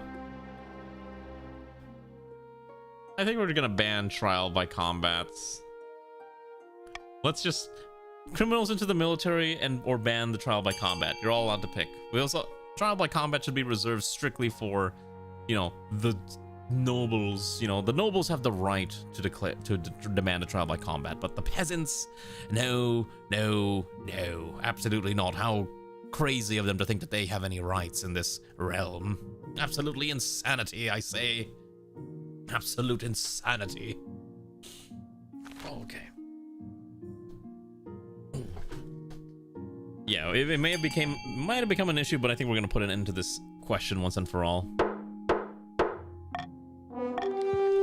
From now on, anyone who asks for trial by combat will get exactly what they want. Except they'll be fighting the kingdom's enemies to earn their freedom. Trial by many combats, if you will. You can't do that. These duels are sacred, an ancient tradition of the South. You make a mockery of them because a few criminals find a legal loophole? That's your problem, not ours. Ah, everyone's being enraged. The opposers already voted to rebel. One more Chief of the North rebelling will trigger it. Your wedding to Nymphadora is naturally the talk of the kingdom. Nobles and peasants alike travel from across the realm to attend, and for a week and a day, the capital is one giant party. It feels like you're not the only one not taking part. Instead, you're getting ready for the ceremony. And soon enough, you're standing in St. Bertrand's Cathedral with Nymphadora at your side. Do you take this woman to be your lawfully wedded wife? Yes. Then I pronounce you married in the eyes of the kingdom. After the wedding, of course, there's a feast, and after the feast, a dance. Your new wife, Nymphadora, refuses to dance at all, preferring instead to brood in the corner. By the time you find yourself alone with Nymphadora, it's past midnight, and you've never felt more tired. Did you see the 8 crows perched upon the church tower as we walked into the cathedral? A dire omen. Come on, cheer up, we just got married. Instead of cheering up, Nymphadora takes one look at you before bursting into tears. The peasants have the right idea. They get married for love, not for politics. Oh, to live the simple life of a commoner. I always pick that option and it always ends badly. I don't know why I keep doing this to myself. There. We're both in this together. You comfort Nymphadora long into the night, listening as she expresses her doubts and fears. As dawn breaks, she falls asleep on your shoulder, exhausted. Well, you see, we got her to sleep on our shoulder, which means we've raised our social link with her according to persona logic, right? This is a social link up moment. The Archbishop's request. Your Majesty, I wish to speak to you about the situation in the north. Too long have the northerners been allowed to worship their heathen tree gods in brazen defiance of the ninth god. allow me to send some of my best missionaries to the north. It's good for the realm.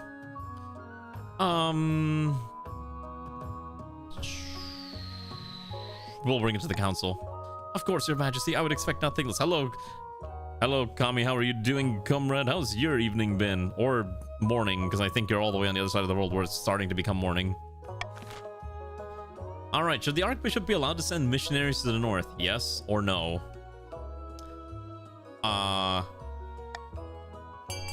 Place your vote. Do you want to send those missionaries to the north and give them the faith of the new, or force them, or say no and they have to kind of stick around and stay here? What will it be? That's the real question, ain't it? It's actually kind of crazy how far the vote is split on this.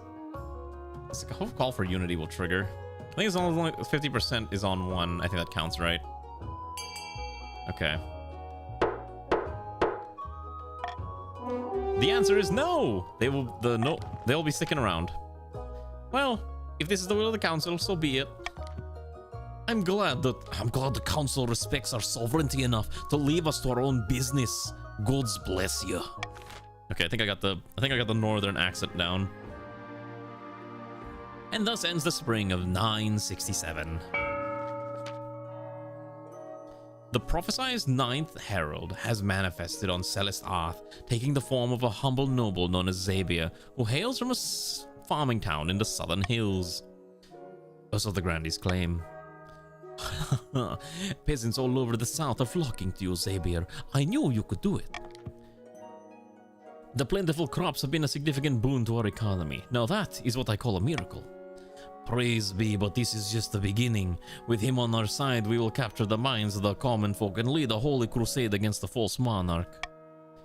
The people still need a push, however, and with the right amount of chaos, the peasants will take up arms and die for you. For the next stage of their scheme, the Grandees must lower stability to 4 or less in 2 seasons. Good luck with that. It's starting at 9. Okay. Desmond is the embittered step-uncle, but they're still loyalists. Okay. Yeah, you gotta crank that down from 9 to 4. Good luck. Or rebel. Take your pick. Alright, let's see here. In escape, why is all the event? Okay, I guess the summer of 967 is all events in the east. Apparently, something has escaped from the cellars of Count Dolpkin's castle. I've asked for an eyewitness report from a local. Hello, Your Majesty. It was a right holy sight. A monster stitched together from parts dug up from the village cemetery. I recognize my Aunt Edna's earlobes. Bring me the Count. This creature is my life's work, Your Highness. And my son. His escape was regrettable. We just wanted to see the village up close. Rest assured, I have chained him up far more securely in my dungeon to ensure this won't happen again.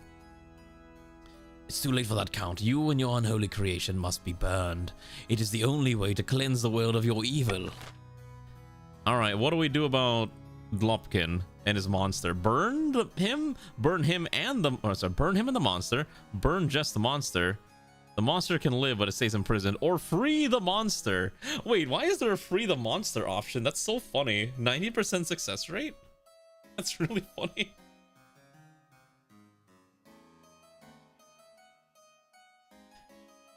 That's so funny. All right, you know how? Let's make this interesting. We're going to use reverse voting. So vote for the one that you like the least. Whichever one has the least amount of votes will be the one that's chosen. All right, remember that. The one with the least amount of votes will pass. I'm curious to see what option all of you will select for this shenanigans, for this strange scenario that has befallen upon our wacky, tacky little kingdom.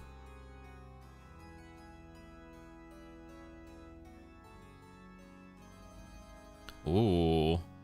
Oh, I guess we're gonna be freeing that monster. Or not, who knows? Remember, it's reverse voting, so vote for the one you don't want. Okay, that's, how many votes is that? 4, 7, so that's like 11? I guess 11's probably fine. All right. We're gonna free the monster.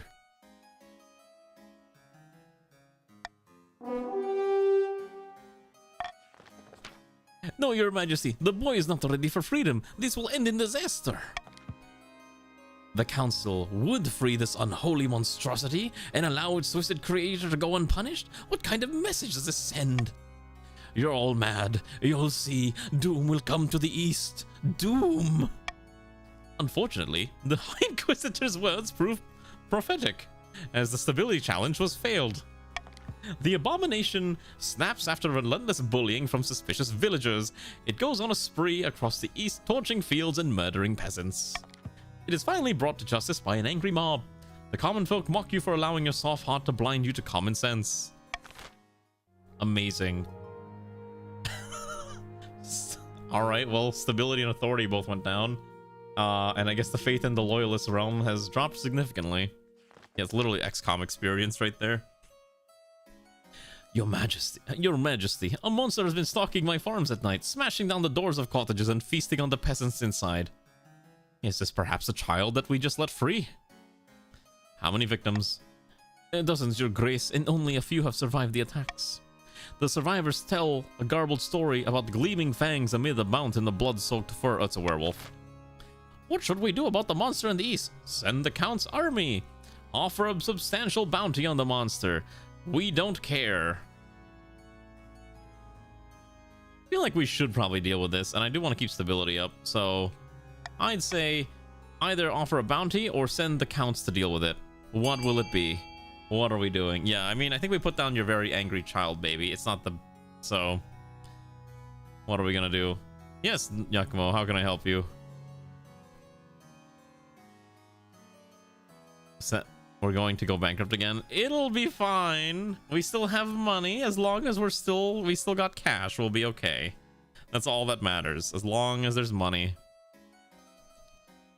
I guess we're sending in the military to deal with this.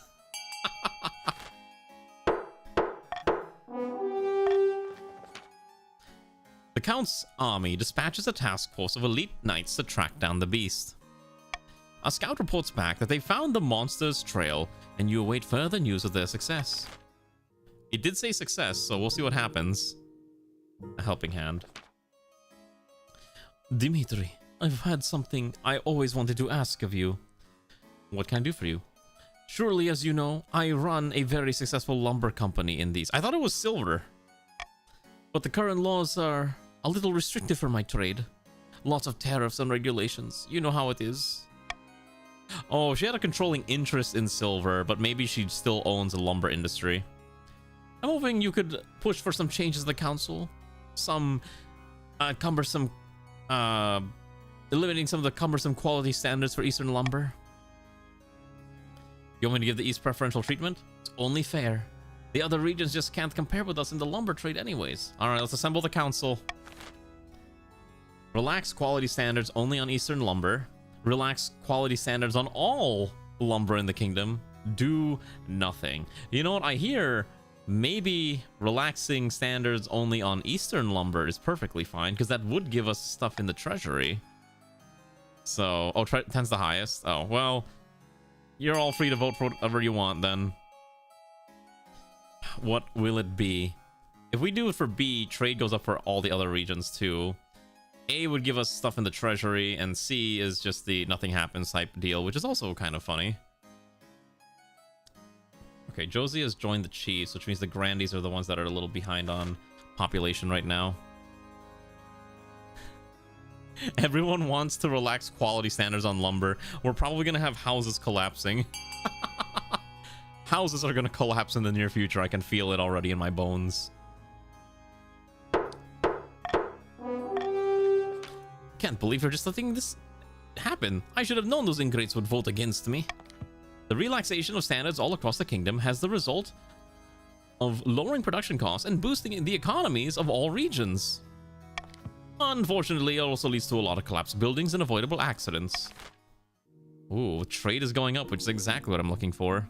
Yeah, why is your wooden house breaking down? Kind of crazy. And thus ends the summer of 967. deep in the back rooms of the royal palace, the eastern counts are poring over secret letters and scribbled diagrams. On the wall is a corkboard filled with pins and crisscrossed by colored string. The monarch has married Nymphadora at last. Now they just need to get on with producing an heir. We can't hold off the other regions forever. Indeed, the clock is ticking. Some fool calling himself the Ninth Herald is touring the south, holding speeches and giving out bread. Seems like the grandees' work. Then we've got to keep up our efforts. Monarch Dimitri isn't going anywhere on our watch. The counts must continue to aid the monarch in order to win. Stability is going down, but it's going to happen no matter what. All right, comrades, it's time to vote for a building. What do you want to build today? So, look at your goals and look what you're trying to do. I hate that the prison kills stability.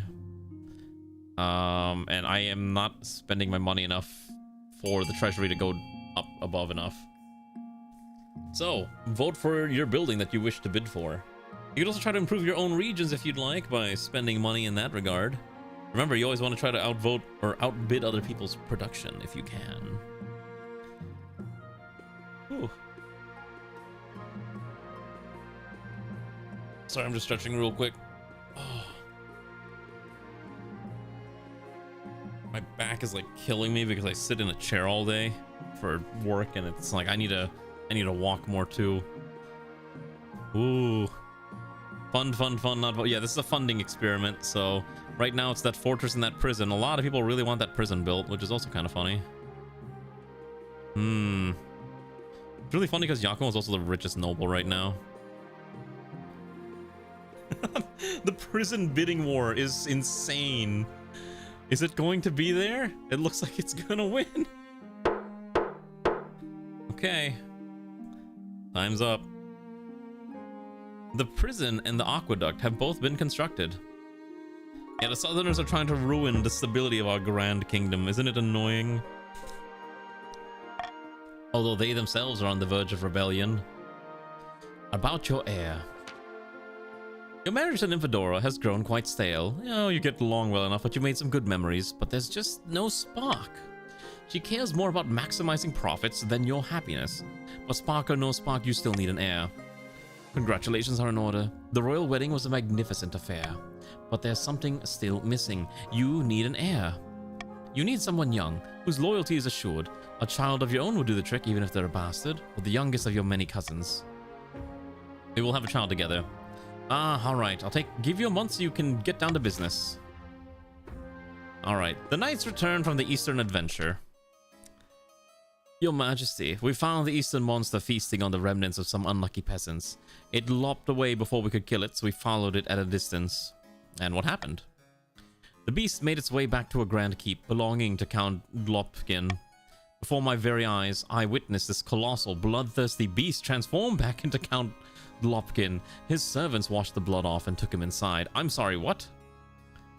So, he was the monster, but his son was also a monster. This entire family is just monsters. Do you know what manner of creature this might be? Some foul beast from the depths of the Seven Hells, no doubt. I suggest we hunt down Count Dolphin and bring him back to your dungeons before he hurts anyone else. I would have done this already, but I thought we should check with you first, Your Majesty.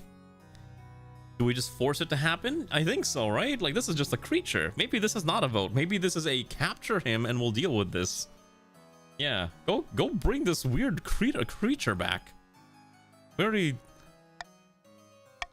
Alright. When your knights arrive to arrest Count Dolphin, they are attacked by an enormous beast with coal-black fur and claws-like sides. It slays dozens of knights. Once finally wounded beyond hope of recovery, it turns back into human shape. Count Dolphin lies on the floor, frail and limp and soaked in blood. Please, release me from my curse. Ooh. Bring to the dungeons or kill. Ooh. Ooh, that's a tough one. What would this man do? What would Monarch Dimitri do?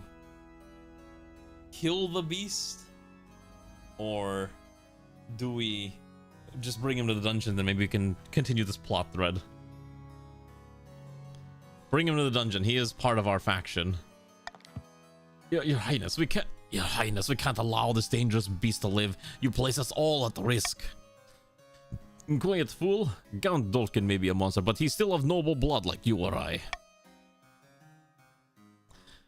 Count Dolken is chained up in the dungeon beneath your palace, and for months your dreams are haunted by his howling. Okay, interesting. Here we go. A fossil unearthed. Good news,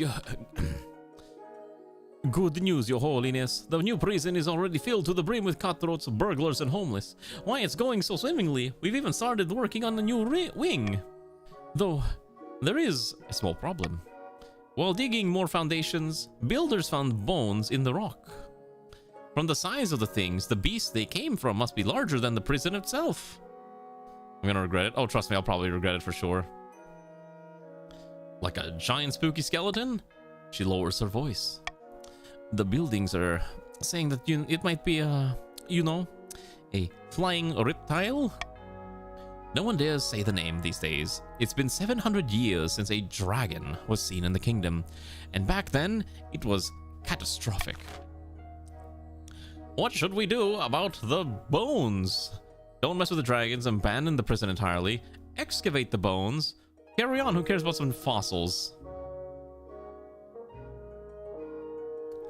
I don't particularly care, but I will say the idea of excavating the bones sounds really fun.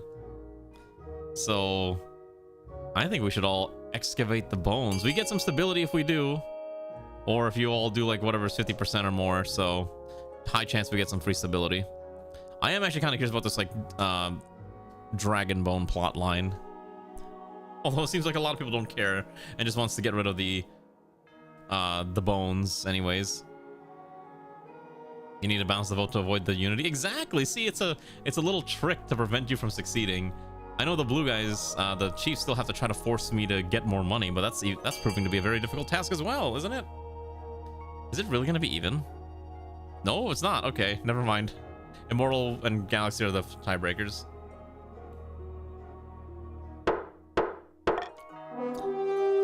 Carry on building. Who cares about some old fossils? Kefir bows, looking relieved. Progress continues, though the workers report rumbles on the ground that cause sleepless nights. And thus ends the autumn of 967 of King Dimitri's rule. Deep in the south, a grandee paces along the balcony of his hillside villa. It's just not enough. The peasants love Zabier and believe the miracles, but they won't rise up to put him on the throne. They'll come around. The Monarch's golden age can't last forever, can it? The grandees have to lower stability to 4 or less. Yeah, I wanted the bones. Oh boy, it's taxation time. Okay. Maybe we have to tax the counts a little bit more today. Just so I can give the... Maybe I have to give the chiefs a bit of a tax break. It's only 400. You'll be okay. You discovered treasure in a long abandoned crypt. You'll still have plus 100 technically. So we'll give the chiefs a little bit of a tax break, but at the same time, my money continues to drop a little bit. Is it their second tax break? Oh, it is their second tax break. Yeah, it's the wealth transfer.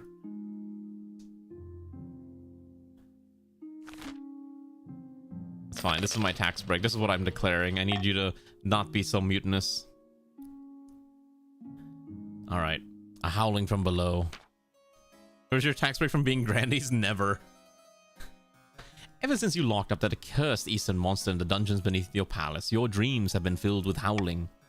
Tonight is the same. Howling inside your head. Incessant. Just order that the monster be killed, or we can confront him. We confront. You head down to the dungeons, careful not to trip on the narrow stone stairs, and with every step, the howling in your head grows louder. You find Count Dolken waiting for you in a cell, looking calm. How may I help you? The howling in my head, make it stop. You're just hearing the call. The only way to make it stop is to answer. And how do I do that? Open the cell. Let me free. I'll show you. I'm not stupid. You have my word that you will not be hurt.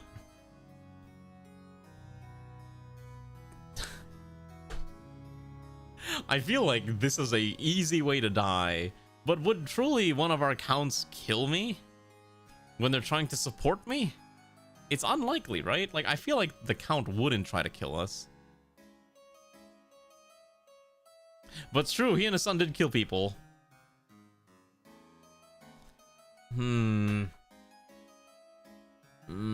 I'm pretty sure he wouldn't kill us. Kill him already? I'm hearing a lot of calls to kill. Do we just terminate him? What if we just leave for now? We'll leave for now. Your nights are disrupted for weeks to come. In your sleep-deprived state, you snap at your advisors and mumble through your speeches like a zombie. Nobles and peasants whisper that you're looking extraordinarily tired these days, but at least Count Dolphin stays locked up for good. Oh, okay. Count Dolphin II has joined the council. He's just gone. He's just imprisoned forever. Dolphin II has joined the council now, inheriting the original's estates. A comet sighting. Trust me, we'll be fine, Techmod. A blood-red comet was spotted. A blood-red comet was spotted in the night sky above the north, Your Highness. The common folk are claiming it's a terrible omen. The common folk are on the verge of panic. Is there anything I can do? Tell them that it's nothing to worry about, because we have zero faith. You deliver a speech reassuring the peasants of the north that the comet isn't a good or bad thing. Just a thing. Oh, probably the ninth god riding a chariot or whatever. Didn't work too well. Unfortunately, the peasants don't believe a word of it, and your reassurances only panic them further. For a few weeks, the north is gripped by panic. Riots break out in the streets. Soothsayers wander the land, foretelling doom. Oh. Okay. Alright, a curse the builder. Oh, I guess breaking the dragon bones probably was not bad. A good thing. Yep, here's the consequences of the dragon bones. Your Majesty, I have a problem with one of my workers. He's on the team tasked with expanding the prison, but he says the bones of the flying reptile have cursed him. He hit his hand 3 times in a day. A bit of bruising builds character. Just tell him to calm down. I have, but he's telling everyone else about it, and now they're all refusing to work. We need the extra wing for the prison, and we need it now. What should be done with the southern worker cursed by the dragon bones? Do we remove him from the site? Rebury the bones? Display the bones proudly, and why should we fear a myth? Or abandon the project altogether for its liability? Also, thank you, Josie, for the follow. Also, thank you, Akia, for above from the follow. I don't know if I said that, but I just saw that, the notification. Alright, we're gonna do reverse voting. Vote for the one you like the least. And whichever one has the least amount of votes will be the one that succeeds. Remember that. Vote for the one you like the least.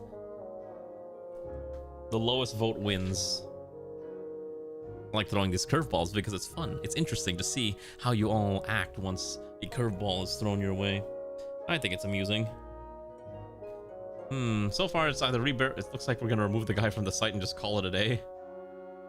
Don't let the Grandies win. I don't know, it's looking like the Grandies might get what they want. Now it's... Why do you make me have to choose? I don't know, it's not a tie anymore. I guess we're proudly displaying the bones. Okay, stability's gonna drop with this.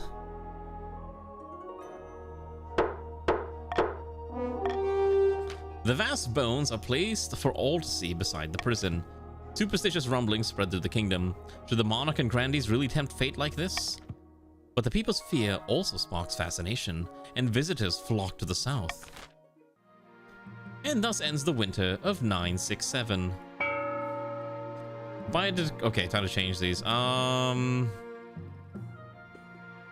need more authority. I think I get rid of reverse voting. I'm gonna take Iron Choice. Actually, no. What do I need more of? Authority or stability?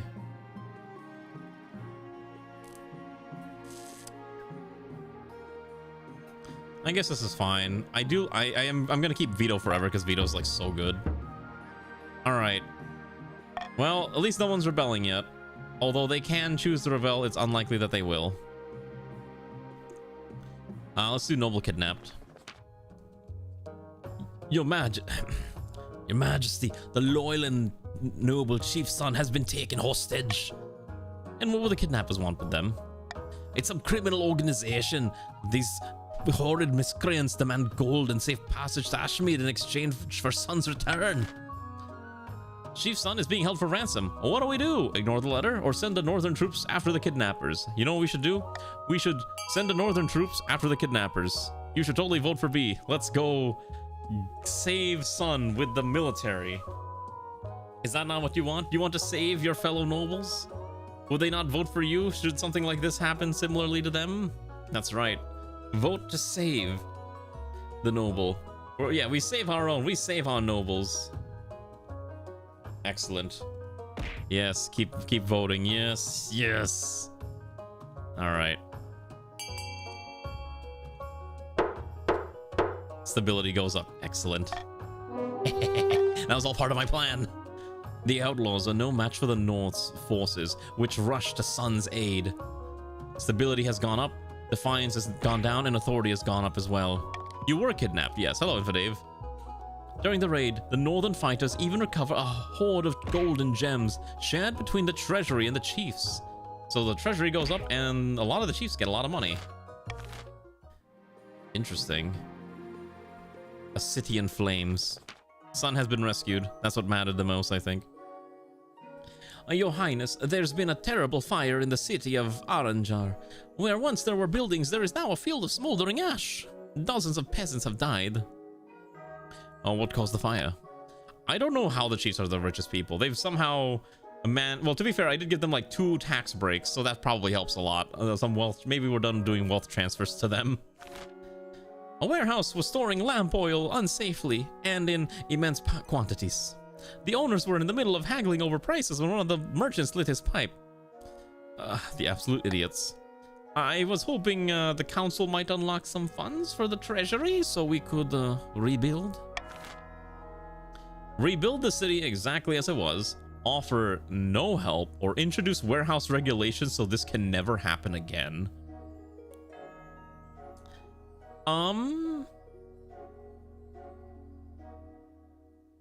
Well, I'm gonna ban C. We have to help. So we're either gonna rebuild the city or we're gonna introduce warehouse regulations. We're gonna introduce OSHA or we're just gonna rebuild it. Take your pick. Do you want OSHA regulations or do you want rebuilding of the city? It's so split. It's so split whether we're doing this or not. Okay, never mind. I guess people really want to just rebuild the city. I think partly because it kills the treasury so that the chiefs can't progress their agenda, is my guess is what's happening. Yeah, that's probably what's happening here. Alright. It's actually really close. How many nobles do we have? 17. So, that is already... That's over 90%. That's already 50%, so that's fine. Voting is closed. I'm not the one. Listen, you got to convince the rest of your people to try to do as you desire. You order the immediate reconstruction of Aranjar. The cheap wooden houses take no time to build and are soon populated by candle-wielding, dry blanket-bearing common folk. What could go wrong? Ah, yes, of course. There's one more event, right? Ah, the red hot chilies. Yeah, there's a lot of RNG, yeah. 3, 2, 1, bite. 2 nobles, dangling bright red chili peppers over their tongues, chew ferociously at their respective vegetables. I can't take it anymore. As Chief Ziryu spits out the chili, the council hall erupts into cheers, as it seems that Ziryu lost the bet and lost 300 coins, while Floofy got 300 coins in exchange. Someone explain what's going on. Actually, let me try. Of course, Your Highness, we compete in growing, but also eating the peppers. As the winner of the last round, I would be honored to face you. The Chancellor hands each of you a shriveled red thing that vaguely resembles a pepper, wishing you good luck. Pretend to bite or just bite into it? Bite into... Well, let's just bite into it. You bite hard into the pepper, but the spice is immediately overwhelming. You choke and spit it out as the other nobles cheer. Oh, our authority is dropped. Drakov's bones, I beat the Monarch. I'm the greatest chili eater in the kingdom, as Floofy gets even more money. Your Highness, perhaps you'd like to sponsor my growing contest? I'm looking for the hottest chili pepper in the land. The winner will receive the hefty cash prize. Or you could sponsor us, Chiefs. With the treasury support, we'd be sure to win. No, the Monarch should sponsor us. We have the better chance and everyone knows it. Gee, I wonder what option we're going to be forced to do. Bow out of the contest and see where it goes. All right, vote for your favorite choice. This is the illusion of choice. This is the illusion of choice. Yeah, I think we should vote for C, yeah? I think that's how this works. That's how it's seeming like. This timer is meaningless. Ow. Why are we throwing things at me? I have done not anything to deserve this abuse. The crown remains impartial, allowing for a fair contest. It turns out to be a smashing success, and in the end, Floofy, of Kitty Cat of the Counts, comes out on top, producing a sickly-looking pepper that makes even Grandy Kefir gasp for water. Bravo, what a truly marvelous, diabolical spice. Oh my gosh, Kefir lost 1,500 while Floofy Kitty gained 1,500. Holy cow. Even without your involvement, new life is injected into ailing farms throughout the kingdom, as all farming has gone up by 1. Peppers are the future of hot cuisine. Northern chiefs swear by their new chili and turnip soup, while Eastern counts start adding chili to their lamb's blood wine. What?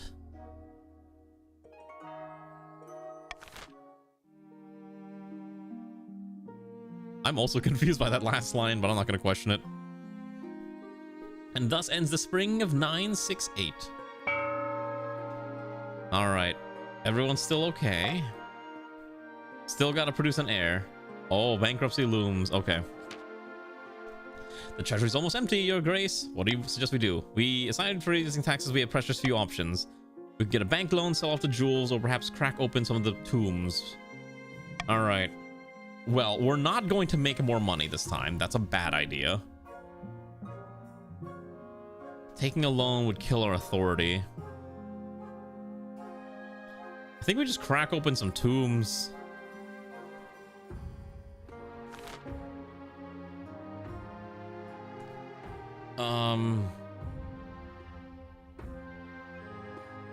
Yeah, I think we just crack open the tombs. It's the least amount of pain. That buried gold isn't doing anyone any good, is it? Time to desecrate some graves. You order the royal mausoleums dug into and looted. The result is quite a bounty. Gold masks, heaps of coins, and precious jewels. Not everyone's happy, or as practical as your treasurer, however, and the church denounced you as a grave robber. Nobles and peasants alike are disgusted by your greed. Well, I had no choice. We had to stop being broke, so... Okay, my heir. Well, Grandpa's already dead. And yeah, that was just 2 steps. So if we had done the authority one, it probably would have been a 2-step authority penalty, which would have been really bad. Your quest for an heir is finally complete. You stand before the council holding a small child in your arms. Should I die, I ask that my crown be passed down to my son. The assembled nobles break out into polite applause. By designating an heir, you've cemented the stability of the kingdom. Your Majesty, may I be the first to congratulate you on the birth of your son. What is his name? Dimitri II. Praise the 9th, Your Holiness. I'm sure little Dimitri will grow up to be a chip off the old block. Congratulations on finding an heir. Now you just need to fulfill your ambition to win the game. Expect a visit from the Spy Master soon. A fiery mishap. Oh boy, more fire. Your Majesty, dreadful tidings from the southern prison. Oh boy, the prison with the dragon bones. Eastern visitors came to see the extraordinary bones and marvel at our good southern bravery in putting them on display. But there was an accident. Part of a wall exploded by the group right next to the bones. And I'm afraid Count Ascendant Slend perished in the flames. Blood and stars, what? He was my friend, and this is your fault. I demand justice. Okay. Force the Grandies to compensate the Counts. Destroy the bones in the prison with them. Put an ornate memorial to Count Ascendant's led beside the prison. Oh my gosh. I'm trying to think. Some of you want to protect the bones. How about this? We'll do reverse voting. Vote for the option you like the least. The option with the least amount of votes will pass. That's how we're gonna do this. Reverse vote. Because I don't know how you're gonna all vote anyway, so we might as well make it more confusing. So vote for the one you like the least. And the one with the lowest amount of votes will succeed. No, I like doing the reverse vote because it confuses people. It's such a funny thing to do. I'm so evil. I'm the most evil of the monarchs. In fact, I have a expression for it too. Wait. Nope, not that one. Yes, me evil. Is it a tie? Yeah, I think people forgot that this was a reverse vote. Funny. It is a tie. This is a tie. All right, I'll give it 5, 4, 3, 2, 1. Okay. Force the grandees to compensate the counts, or put up an ornate memorial to Count Ascendant. I think we're just gonna do force the grandees to compensate the counts, and that's probably fine. I don't want to spend the money is the problem.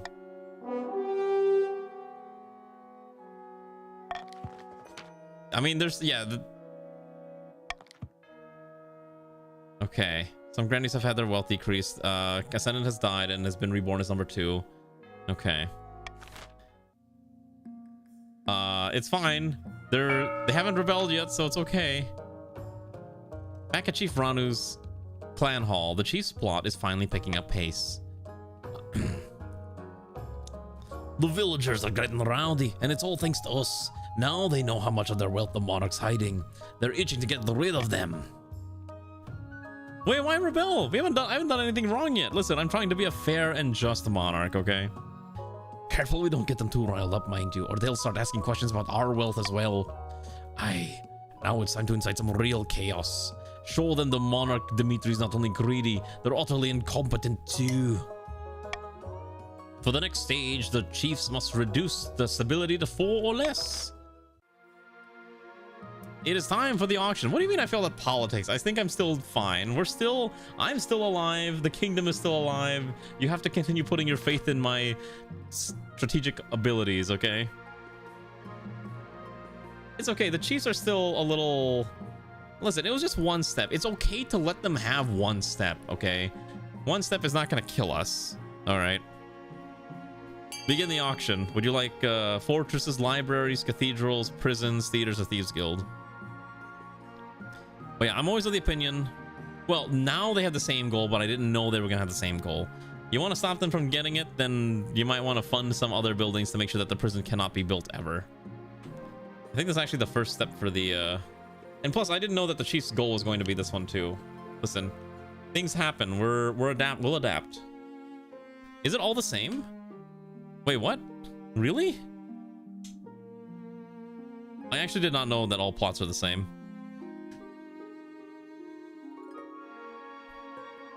I actually did not know that. That's actually new information to me. You're pretty sure counts can just brute force us buy out of everything? Oh, probably, but we'll see. Well, it looks like it's gonna be like a net 0 right now, which is also really funny. Listen, I thought it could be different every time, okay? That's what I was always expecting it to be. All right, and thus stability stays exactly at 5 as the brave loyalist faction, the counts, continue to deny the other factions their desired goal. Okay, no one's rebelling yet, which is great. All right, my ambition. At the start of your reign, you said you wanted to be an architect of a golden age. You've succeeded on that front. The kingdom has never been more prosperous. Well done, your majesty. But to shut down your noble scheming for good, we need to build on that reputation. Your advisors have some ideas. Have you heard of the Scepter of Sages? It's an ancient lost artifact forged by Queen Alma the Wise. There's a legend that any monarch who recovers it will rule over a golden age. My advice, on the other hand, would be to infiltrate everyone with loyal spies. Okay, so... faith and trade, or stability and trade. Ooh, that's a tough one. Because if I do stability and trade, everyone's going to try to fight that. The faith one's a little easier to pull off, I think.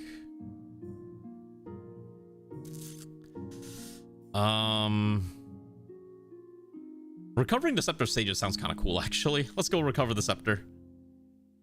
I do have a loyalist region, yes.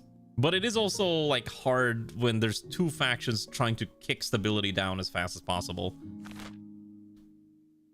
I think going for the Scepter might be a little better.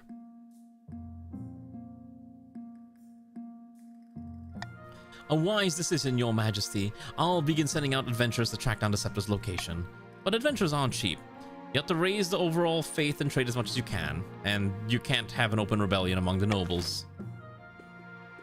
Hey, I don't know if we're gonna fail yet. We'll find out when it happens. Alright, a prediction. Your Greatness. Your Greatness, excellent news from beyond the sky. As Your Majesty knows, I'm an amateur astronomer. I've seen the solar eclipse is on its way, visible from the north. We must encourage the kingdom to gather beneath the dark sun and experience this once-in-a-lifetime event. Egad, nay, an eclipse is a warning from the ninth god, a sign that the kingdom has fallen into shadow. All the nobles start talking at once. Some are excited, and some are horrified, but all are very, very loud. How should the kingdom prepare for the eclipse? Wow, I see there's a focus on holy protection against this eclipse. Encourage visitors to the north to witness this event. The sun-obsessed fool should focus on their land, not the sky. I think all these are generally okay, but I would prefer A.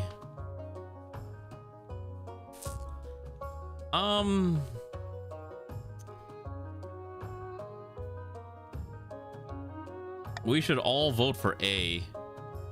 We should all vote for A to focus on holy protection against this eclipse.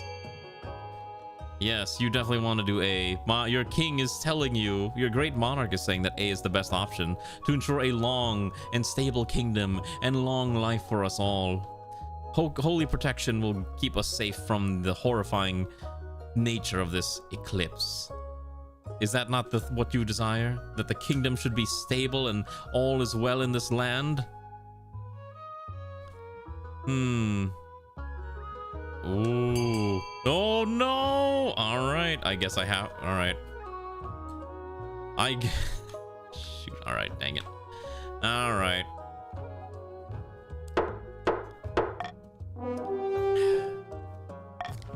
Some of the chiefs grumble that the council isn't taking the impending solar event seriously, but even the grumpiest have to admit that concentrating on their terrestrial assets yields a decent bounty. Well, they're farming one up, so I guess that's nice. Oh, okay, so I guess the grandees are rebelling. Here we go, famous cuisine. Chief Arani comes to you bearing a covered tray. She uncovers it with a flourish.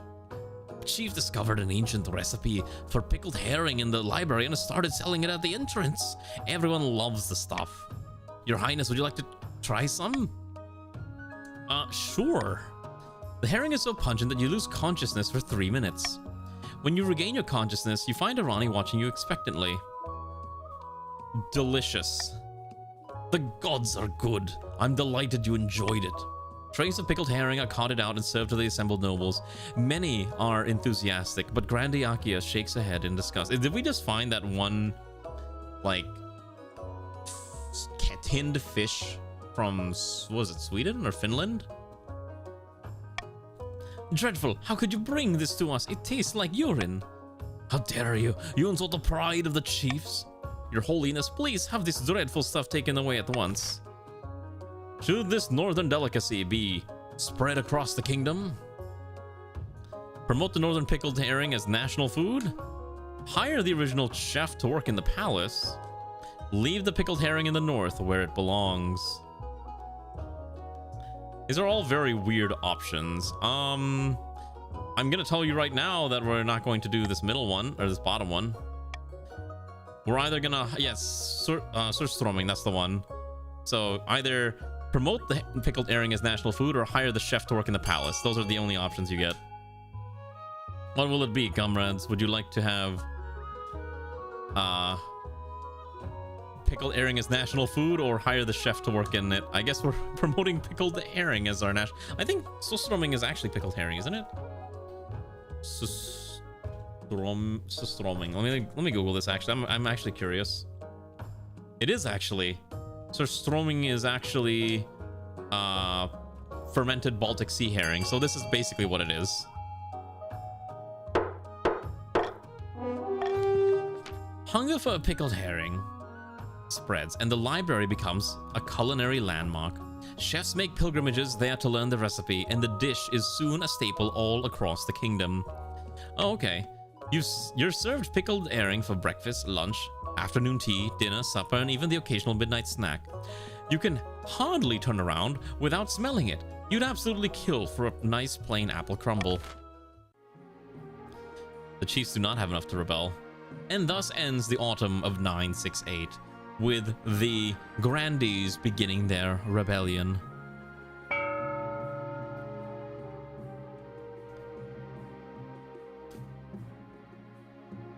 I'm gonna do very basic taxes now. Yeah. What's the threshold to be rebelling? I think if you're at 3, you can't rebel, right? So if you're at 3, what if I just, Ranu will never rebel. Okay, that's good to know. Okay. We'll just leave it as is. I think this should be fine. I just don't want to do much here. Oh, if defiance is below authority and stability. Oh, and stability. All right, no more tax breaks. I'll just a very small taxation. All right, so now the Grandees are rebelling. Rebellion. Okay, here we go. At long last, the Grandees have reached their boiling point. You are confronted in your throne room by Grandee Flatland Snake, his eyes alight with righteous fury. The ninth god has judged you, unworthy pretender to the throne, and the Grandees of the south have listened. We will rise up and fight for Zabir, the true king. Authority and stability went down. This is a formal declaration of war. The next time we see each other will be on the battlefield.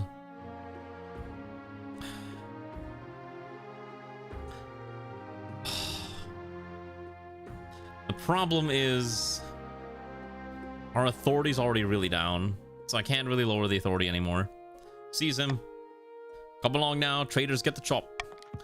What? You cannot do this. I am an envoy. See how the monarch's tyranny grows worse by the day. Your watchman wastes no time. Grandee Flatland is dragged out to the courtyard and his head is struck from his shoulders. I didn't expect him to move so boldly, Your Majesty. What are the chances against the rebels? The Grandees are formidable, but not undefeatable. I hope they don't persuade any other region to join the rebellion, for that would be disastrous. How did things get this bad? The leader of the rebellion is Grandee Ultraluna. As reason for the uprising, he's citing your past transgressions, mainly your greedy plundering of the royal tombs. Urged to is it too late to apologize? It is. Now is the time for swords, not words. So this is it, civil war? That's right, Your Majesty. The kingdom is divided. There will be a lot of death and suffering before this is all over. I can't wait. I'll go dig out the trebuchets. I mean, violence is a very inherent part for any monarchical ruling system. Okay. So, basically, the Grandees win by winning the civil war by me failing a bunch of checks. A magical request. Hello, Drunken Wayfarer. A wizard calling himself Scrampton keeps sending these dreadful letters. They're smelling of rotten fish and dissolve in seawater as soon as they're read. He demands access to the north on the day of the eclipse, and he's gonna use the power of the darkened sun for some special magic. But wizards are trouble. What should we do about the wizard who's here to use the power of the solar eclipse? Wait, people get jealous about the wiggle emoji? Really? Force Scrampton to pay for the use of the eclipse's power. Let Scrampton do what he wants, or pay the chiefs to host Scrampton. So I think everyone except yellow can vote. If you're rebelling, you can't vote for this. I don't know. I think paying him to do whatever he wants is probably fine. It's probably okay. But I'll let you all pick and choose what you want anyways. You've been using everyone they were smitten. Is that why when I check my emo statistics, it's why it's so frequently used? That makes a lot of sense. I appreciate you using it a lot. Super Bryce did a really good job with those emotes. They're so fun to look at. All right, I guess we're gonna... Okay, so remember, if you're rebelling, you cannot vote. Yeah. So that's the main thing with rebellion, is that you're not allowed to actually do things anymore, which is a little unfortunate. Kind of makes you lose out on a lot of game mechanics. All right. This decent amount of gold soothes Chief Josie's worries, and as Scrampton travels to the north, leaving a trail of brine and moldy seaweed in his wake. Meanwhile, the eclipse approaches. All right, opening strike. This kingdom is blackened by faithlessness and dishonor. The ninth god is weeping for what we have become. And whose fault is that? Monarch Dmitri, the mad tyrant. Alas, you are right.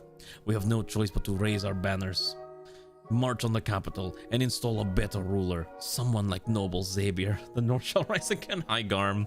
Oh no, don't worry. It's not the north is on our side. The southerners are rebelling.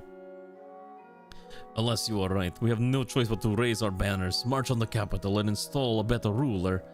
Someone like the noble Xavier. But first, we must work out our opening move. Pray to the ninth, let him help us decide. All right, southerners. I think you're gonna get a vote soon. We can launch a preemptive strike against the counts to cripple their military capabilities. If we suspect the chiefs may join our cause, we can call them to war. They'll be more likely to join if the monarch's authority is low. We could also call upon the church to condemn the monarch, or you could send an assassin to nip it in the bud. All right, southerners, how do you wish to progress with your rebellion? Will you aim for a preemptive strike, assassination, petitioning for the support of the church with your high faith, or call upon the chiefs to join your cause? What will it be? It looks like everyone's going for the church option. Interesting. Hope I can put this rebellion down.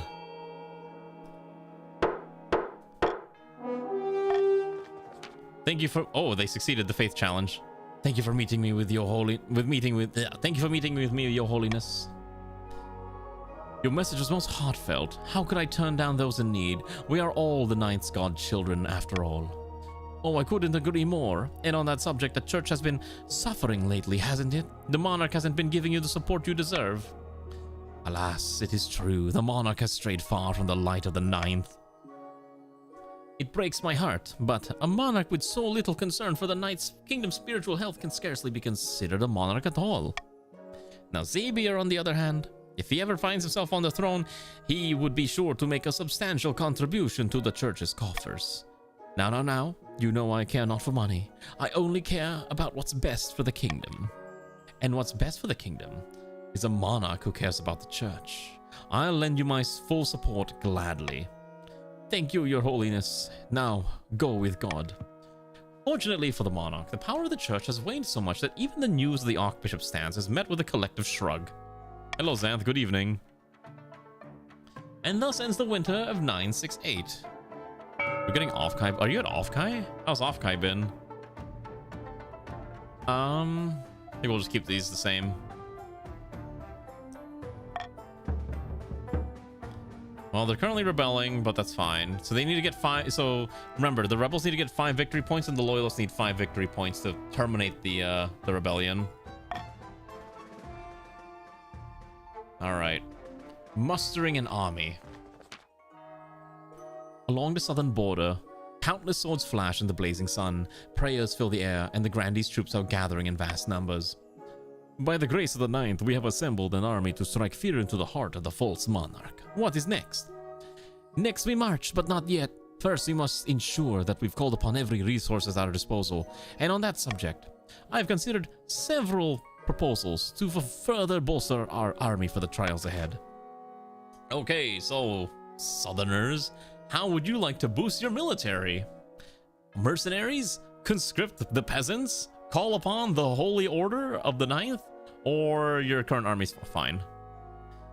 How will you choose? Yeah, military goes up unless you pick the last option, but I think there's trade-offs on all of these no matter what you end up doing. Zan, what team are you on? You're on the Chiefs, that's right, okay. I gotta drink more water. Okay, you're calling upon the Crusaders. Got it. There are 6 of you, so that's more than half, okay.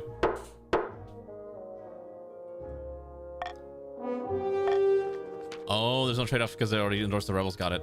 Praise the Ninth. The Holy Order of the Sunken Star has recognized the righteousness of our cause and will fight alongside us. We are blessed. Blessed. Since the church officially supports us in the conflict, we persuaded them to join us with very little effort, and the military is powerful. The Holy Knights soon arrive in the southern camp, riding in gleaming armor atop towering steeds. They are few, but each is worth 20 ordinary soldiers on the field of battle. I must say, it feels good to have the strength of the Ninth on our side. Alright, over here. Calling the cavalry. The marshal strides in, her face streaked with mud and sweat. Had some trouble in the last skirmish, Your Majesty. Ah, on Ninth God, what happened? When our cavalry charged, those rebel bastards lined up their pikes and just waited. It wasn't pretty. Some of our soldiers got away, most of the horses didn't, and this is a problem.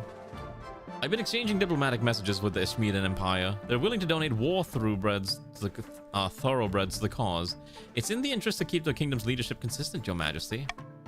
I don't trust us. They want us in their debt.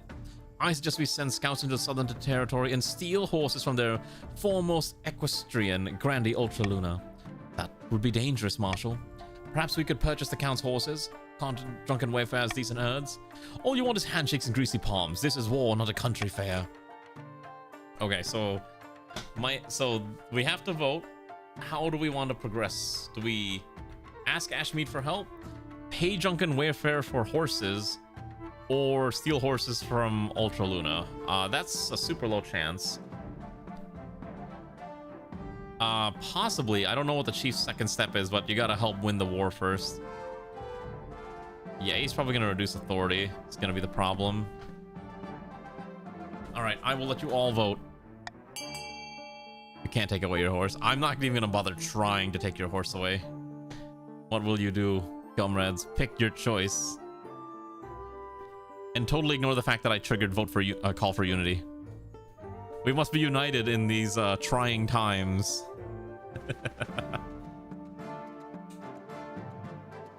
Looks like B is gonna win, although our treasury is gonna go pretty low, which is a little dangerous, and I don't like that. I don't like seeing that. All right.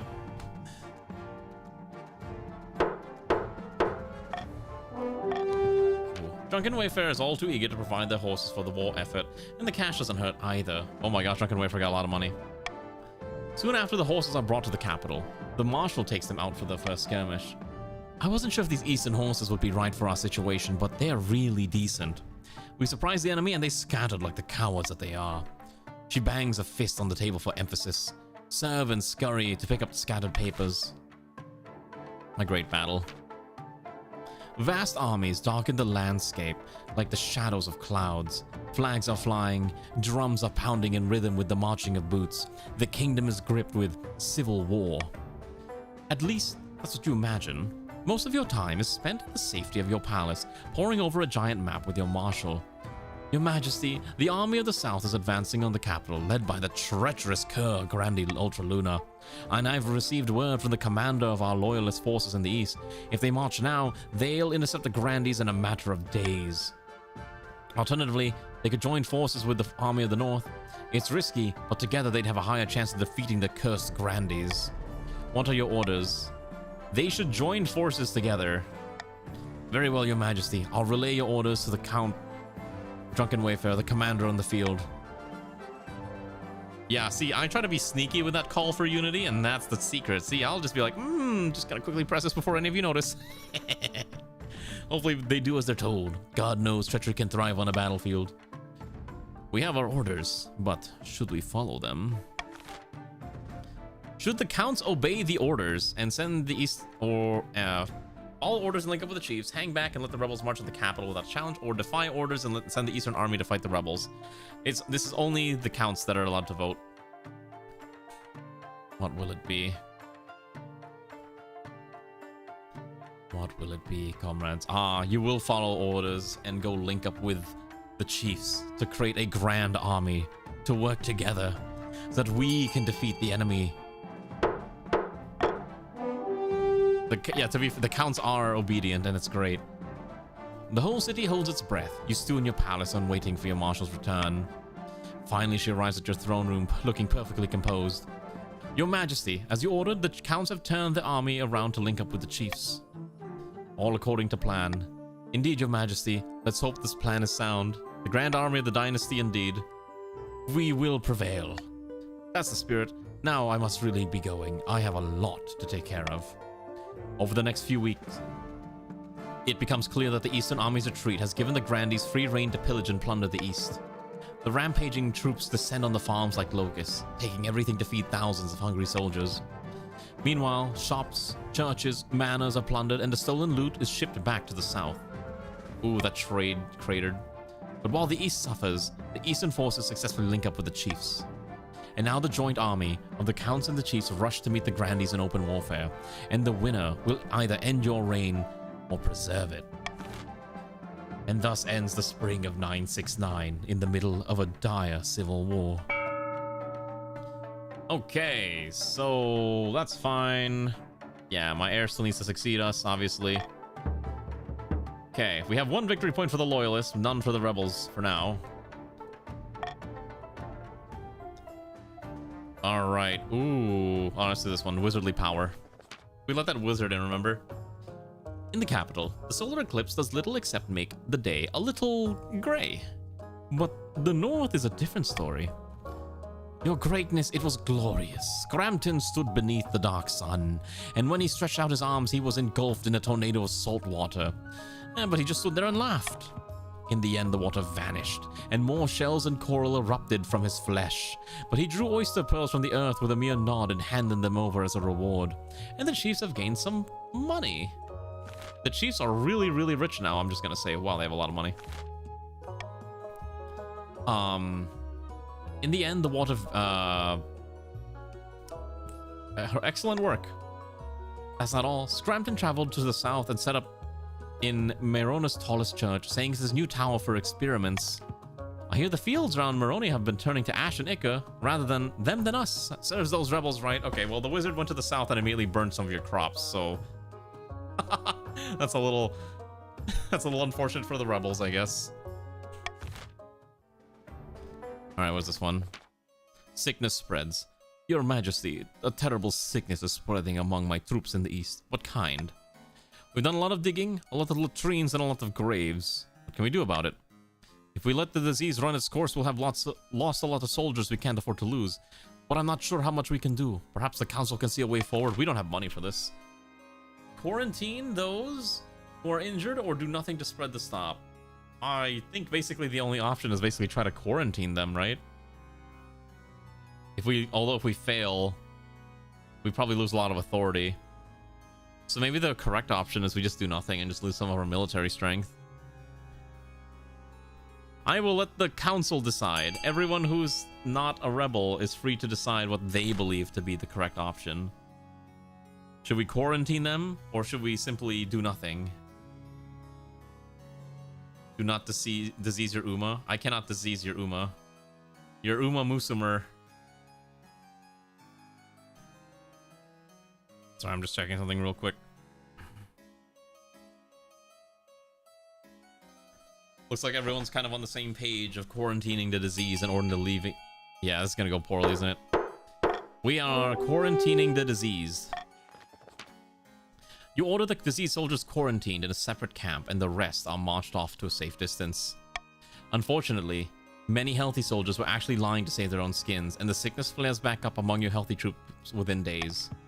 By the time the sickness has finished cutting through the eastern troops, hundreds of soldiers are dead, and the morale among the survivors has plummeted as the rebels gain a victory point and the military has dropped in strength.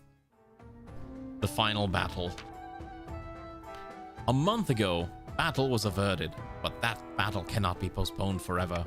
The counts and chiefs are all that stand between the Grandees and the capital. A final battle deciding the fate of the kingdom. I'll send word to the chiefs that it's time to strike. We can only hope they listen to our orders, Your Majesty. Alright. Send the joint forces of the chiefs and counts to fight the rebels, or hang back and let the grandees march on the capital without challenge. This is the chiefs, so this is everyone on the blue team. You have to decide. Fight or let the grandees march in. What will you do? Will the chiefs rebel, or will the chiefs join in the fight and put an end to this rebellion once and for all? That is the question that ultimately is up to them. Oh, they're betraying! They're betraying! Where's the loyalists? Where's the loyalists? How many chiefs are there? There's 7. We got 4 votes. Oh. Is there not another chief among you who wishes to fight for your king? Are you all so cowardly that you wouldn't dare rebel? Oh. I think Xanth is the only other person, so if Xanth's not here, ultimately I get to vote. Oh no, Ray just joined. Okay, Ray forced the vote.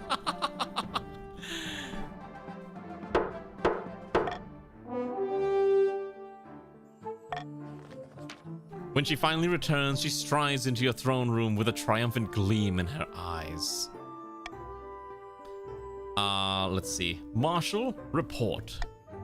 We caught the grandees by surprise as they were fording a river. Classic pincer movement. The chiefs attacked from one side and the counts charged in from the other. Someone at the other house on your go. Is that sick? Oh, I hope you're gonna be okay, Ryuji. You should have seen it. The river ran red that day in utter slaughter. We won? Yes, Your Majesty, unless something totally unexpected happened. At that moment, a frantic soldier bursts in. Your Majesty, we received word from our scouts, and I don't know how to say this. Spit it out, damn you. Yes, ma'am, Your Majesty. The grandees must have split their forces. The army we defeated was a diversion. They've got another regiment making its way through the Crownlands. They'll be outside the capital in a matter of days. What do we do? Down with the false king, burn the data center building king. Oh no. We must prepare for a siege. Because your armies weren't really equal, because it was a fake army. It was a diversion army. Let's prepare, stockpile food, build fortifications, and train a militia. But don't worry, this is the last-ditch ploy of a defeated enemy. We need to outlast the siege, and the chiefs will come to our rescue. And thus ends the summer of 969, with a glorious strategic victory for the loyalist faction. But will it be enough to survive what comes next? Back in the north, Chief Ranu is met with their co-conspirators once again. Mead is being passed around in good measure. But there seems to be little cause for celebration. It's no good. The villagers are losing momentum. If we don't keep up the pressure, they'll go back to living their normal lives in peace. They're on stage 2 right now, yeah. Bah, good for nothing, lazies. Can't even get off their backsides for one measly revolt. But to keep them unhappy, don't allow the Monarch time to stabilize. We'll act swiftly while the Southern Rebellion distracts them. The chiefs want to lower stability to 4 or less, but it's been hard for them. Alright, what would you like to build today? These are your choices. You got libraries, monuments, prisons, grand bazaars, theaters, and thieves guild. Alright, make your choice. I hear that grand bazaar is pretty cool. Look at all that trade that it would improve for the chiefs. Isn't that kind of sick? It's pretty sick nasty, I would say. Actually, what's really funny is because the amount of money that the chiefs have, they could probably just force the prison to be built no matter what, I think. But yeah, I like that grand bazaar. Wouldn't you like to have a bazaar in your lands too? Ooh, the library's winning. Wait, can the what's it called? Can the rebels actually even buy stuff? I think they can, right? That's really funny. A bazaar bargain. Yeah, it's a very interesting set of options that you can purchase. I was hoping for the bazaar. I was not hoping for the prison. The prison's a little rough, but I guess you could also just choose not to spend your money and just have cash. You know, that's also a choice. That is a very valid option. You don't need to buy. All right, stability is now at 4, and I guess trade goes up by 1. Here's the current rebellion status. Okay. A contaminated river. Troubling news, Your Majesty. The Treadwater River has been contaminated. Okay. We're not sure how, but the Grandees got upstream of us and fouled the water. Ninth only knows with what, as Nausicaa spent money. I'll spare you the details of what happened to the poor souls who drunk from it, though rest assured it is not pretty, and it is quite very deadly. The Treadwater provides for the whole city. If this isn't solved soon, we'll all die of thirst. How do we deal with the water that is ruining our fair city? Continue to drink from the water, keep the drinking water safe for the nobles and the army, or order the counts to sneak supplies into the capital. Don't barf in the river. That's not a good thing. All right, how do we deal with the water situation? I will allow you all to vote, except for the rebels, of course, because they rebelled. They don't get a chance to vote. Do we ask them to sneak in some water, or do we try to just deal with this instability penalty? That's the choice. Those are the options that we have.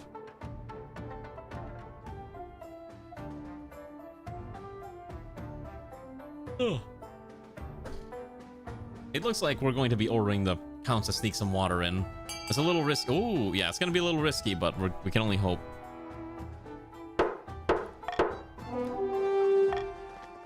By the blood of the dead, it will be done. The counts are effective, as they are dutiful. Supplies are still rationed, but no one seems to be dying of thirst. They succeeded, so no penalty was taken. A deadly disease, however. Your Majesty, I have good and bad news. Which would you like first? I want the good news. I've come up with a plan to weaken our enemy forces outside the city walls. The bad news? The plan involves a rare and highly contagious disease known as Timion's pox. As we speak, it's working its way through our citizens inside the city. Tell me more about this disease. Timion's pox is named after King Timion the Short, a very tall man by all accounts. The pox, for whatever reason, causes people to grow a foot or two before they die of exhaustion. Let it be said that physicians have no sense of humor. You Mimic, who's this? Oh, hi Mimic, how are you doing, comrade? Hopefully you've been doing well, it's been a while. Yeah, we're about to do some nasty things, aren't we? Regardless, it's spread by close contact to infected individuals, as well as through rats and fleas. It would be a trivial matter to spread such a disease to the traitors outside our walls. This must be against some kind of rules, right? The only rule that matters in war is that you must win at all costs. Perhaps you could bring it to the council? If they voted in favor of the plan, this might avail you of guilt. I'm sure they'll see the reason their lives are on the line too. Okay, council, are we going to spread it to the besiegers, try to eliminate the disease, and let the disease run rampant and focus on protecting the nobles? Okay, here's what I'm gonna do, because I think they'll make this interesting. In theory, I would like all of you to vote for the same option. I also need to use the restroom anyways, so I'm gonna do call for unity, but I'm gonna use the restroom. You might want to discuss amongst yourselves before you vote, okay? I'm gonna use the restroom while the vote goes on. You know your options.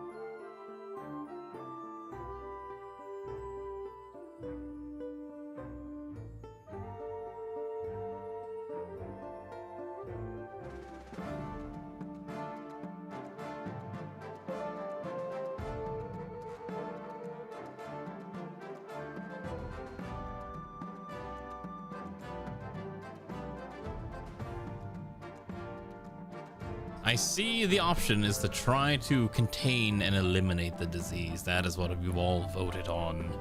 Very well, then so it shall be done. Oh, so if you don't know what this is, Mimic, this is a game where you can interact with. You basically become a noble in this kingdom, and you get to vote on things that will try to affect, you know, how the kingdom operates. It's more like a little role-playing, storytelling type of thing. It's a lot of fun. If you join, you can just join at any time. You just type in ! join followed by your preferred pronouns, and then you can kind of hop in. And then you can, like right now we're in the middle of a civil war. You end up joining one of these factions. There's the counts, the chiefs, and the grandees. And right now, the grandees of the south are in open rebellion against us. Anyways, let's continue. So, the choice has been to contain and eliminate the disease.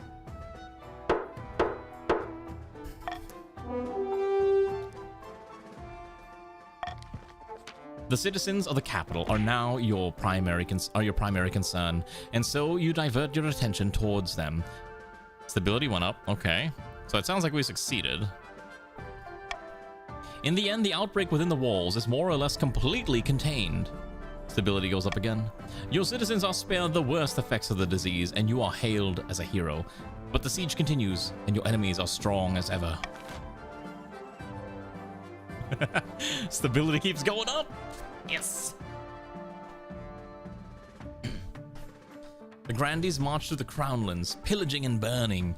The roads are heaving with refugees and corpses clog the rivers. Now the capital is surrounded, and you stand on the ramparts of your palace, staring out in dismay at the army camp stretching out for miles outside the city walls. Get down from there, your majesty, if they're lucky with if they get lucky with a crossbow bolt. What are we supposed to do? The counts and the chiefs are still out there, your majesty. The combined army smashed the rebels in the last battle, and they can smash them again. I just hope they get here in time. You're right, there's still hope. As you finish your sentence, an immense trebuchet hurls a 10-ton boulder towards the capital. It crashes into a nearby clock tower, smashing it to smithereens. Like I said, your majesty, you'd best get inside. And thus ends the season of the autumn of 969. Chiefs strike a deal with a chain of lumber mills, making 500 wealth. The other nobles gain 200. I will not impose any crazy taxes because I want to make sure that the chiefs cannot rebel. So, standard taxation will apply today. The loyalists are at 4 victory points and the rebels are at 1. What will happen next? Who is anyone's guess? The only event is the siege grinds on in the winter of 969. Another dawn breaks and the great army of the south sprawls outside your city walls. For the last 3 weeks, they have tried to fight their way in. The siege drags on, and your food supplies are dwindling. The streets outside your palace explode in daily riots as the citizens demand to be fed. We are truly doomed. Well, all things must come to an end. As evening draws in, the horns blast outside the city walls, and the grandees are mounting a final attack. And thus ends the winter of 969. Let's see. Maybe I'm gonna get rid of reverse voting. Let's try the Monarch's golden choice. If you vote for what I like, you can have money.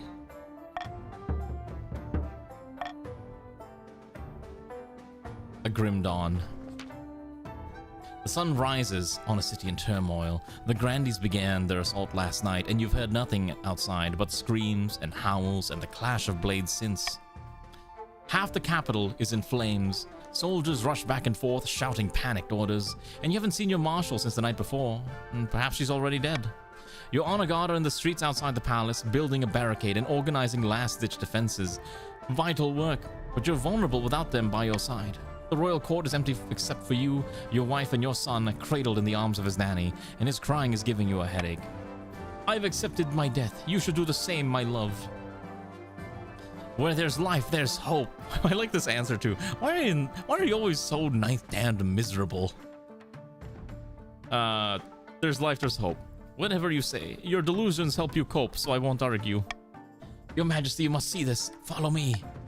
She leads you and Nymphadora up to the palace walls, where you look out over the endless mass of soldiers rampaging through the streets of the city. In the darkness of dawn, you can barely make them out, only silhouettes and countless glimmers of torches. As you duck as a burning arrow sails overhead. What did you bring me here for? Look closer, your majesty. The army is shifting and convulsing like a great beast in pain. Horns trumpet and hooves thunder. The counts and chiefs have arrived in full force, a mighty hammer smashing the grandees against the walls of the city. Victory! And after that, it's just mopping up. The grandees make a brave final stand, but they don't stand a chance. Their army is crushed. By dawn, rebel corpses clog the rivers and blanket the city streets, and the crows feast like never before. Soon the armies of the counts and chiefs are parading through the city, waving their banners and showing off their loot. Meanwhile, Grandi Ultraluna, the leader of the rebellion, is brought to you in chains. Common folk crowd into the palace to watch the trial. Kill me if you like, but the ninth god knows what I did was righteous. I think ultimate. Oh, hold on. So just as a FYI, I think even after the rebellion ends, I believe the grandees still have the option to do their regular victory condition still. So just as an FYI, you still can do it, I think, but you just don't win through the rebellion anymore. Yeah, the grandees can still do their normal victory condition, just as an FYI. You get 3 random points for no reason, you don't get the chance to make a roll. Yeah, I thought there was going to be a roll, but it was just like, maybe we hit enough of the correct story points, and that's why we would just get to win. Do we kill Ultra Lunatic? Or throw him in the dungeon? Or let him go with a warning? The Southerners have been brought to heel indeed. I think they should be punished for their crimes. For the things that we've had to endure, including poisoning our water supply. I think it's time to punish you. The traitors must be punished. Stiff-backed and silent, Grandi Ultraluna is dragged out to the city square and led up to a platform before the roaring masses. The executioner's axe falls and the head bounces into the crowd. The common folk kick it around and cheer. Ultraluna II has joined the council. And just like that, the South is defeated, the rebellion is over, and the kingdom is yours again. By the way, you might want to refresh the stream if a lot of these things seem like they're coming in like super late on your end. Oh my gosh, everyone's defiance has dropped. Yes, perfect. As you sit resplendent upon your throne, the common folk raise a mighty cheer. Long live the monarch, they shout. Long live the monarch. Ah, stability and authority have gone up significantly as well. Excellent, that's what I love to see. And thus, the war ends in the spring of 970. A 2-year-long rebellion crushed at last. Okay, but you can still do your thing, so...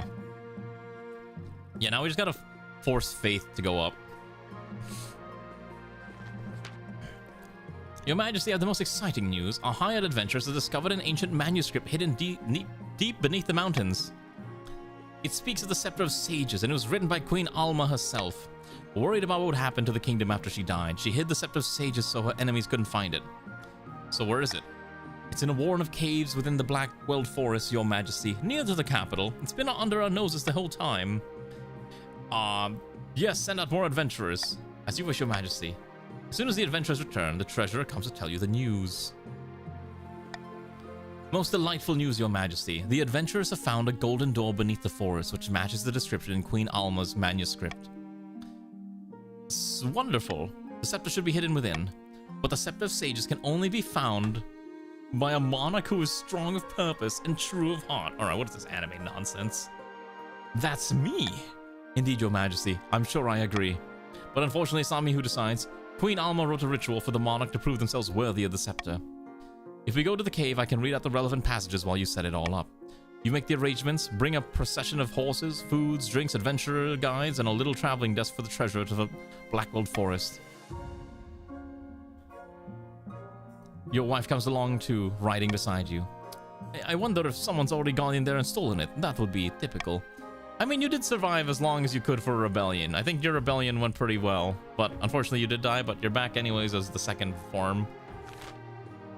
The adventurers lead you inside the cave, holding a flaming torches to light your way, and soon the tunnel grows, horribly cramped, and you bend double to squeeze through. These tunnels are cursed. We'll be stuck down here forever. You walk for what feels like hours. Just as you might have lost hope, you reach a golden door exactly as the adventurers describe. It will only open for the faithful. Close your eyes, your majesty. Concentrate. Good luck with that. Okay, have a good night, Flatland Snake. Alright. Your focus scatters and you open your eyes. Don't worry, your majesty. Maybe if we go back to the palace and pray for guidance. You return to the surface far more quickly than you descended, blinking away tears in the sudden sunlight. To improve your chances of victory, focus on increasing faith in the next 2 seasons. The challenge will decrease in difficulty. Alright, I just have to survive 2 more seasons and make the faith stronger. Alright. The printing press. Hey, I'm happy because I'm trying to make sure, ultimately, I win. Okay. Chief Ray. Your Majesty, a blacksmith in the north has come up with some sort of printing contraption. Instead of relying on the painstaking effort of scribes, it produces 100 copies of text an hour. Remarkable. Aye, Your Highness, isn't technology wonderful? Don't you see how dangerous this is? Books should stay in the churches and universities, otherwise the commoners will start getting ideas. Okay. Allow the printing press to be used by the masses. Only the church may use printing presses. Only the university may use the printing presses. Forbid the use of the printing press altogether. I'm pretty sure they're all gonna try for allowing printing presses to be used by the masses, which would kill stability and authority, but trade would go up. And this is in the south. So I'm gonna veto the masses getting access to this. You can vote for any of the other ones. I hear C is pretty good. That one gives me even more stats. That is pretty handy for me as the great and mighty king that I am. The super cool person that I be. Yeah, unfortunately nothing's increasing faith right now, which is a little unfortunate. But we'll work with what we can get. But yeah, all the I'm pretty sure at this point the chiefs and grandees are gonna have to work together to try to stop the to try to crater that faith, or to crater stability. B's probably gonna increase faith, yeah. The chiefs betrayed us in the entire rebellion. I don't know, but you both have the same goal right now, which is to decrease the that stability. Are you willing to give up so easily and not put aside your old differences? All right. Quail University will be proud to take stewardship of this new marvelous technology. Over the next few months, the university publishes countless educational texts, spreading knowledge that had been once confined to its own library. It proves an immense boon to trade and farming as the common folk learn advanced techniques for crop and mining yields. Oh my gosh. Unfortunately, Quail University also publishes a few histories of the kingdom that don't paint the monarchy in a flattering light. Here we go. A hoarding attack? Hordling attack. What's a hordling? Your Highness, I'm ruined. Hordlings have occupied my vineyard and driven my staff away. Grubby little creatures like green fat babies with claws. Hard to kill. Fire's the only way to get rid of them permanently. Whatever you do, we should do it soon. They're eating all of my grapes. Why? Sure, let's get the council going.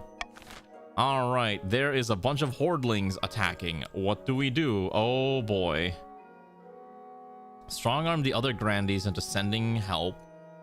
Burn the vineyard with the hordlings inside. Hire an adventure. Okay, how will we do? We should strong-arm the other grandees into sending military help, because I definitely don't want to lose money in the treasury for this ridiculous problem about the vineyard. So I think if you vote for B, by the way, you get money. I'm totally bribing people to vote for B.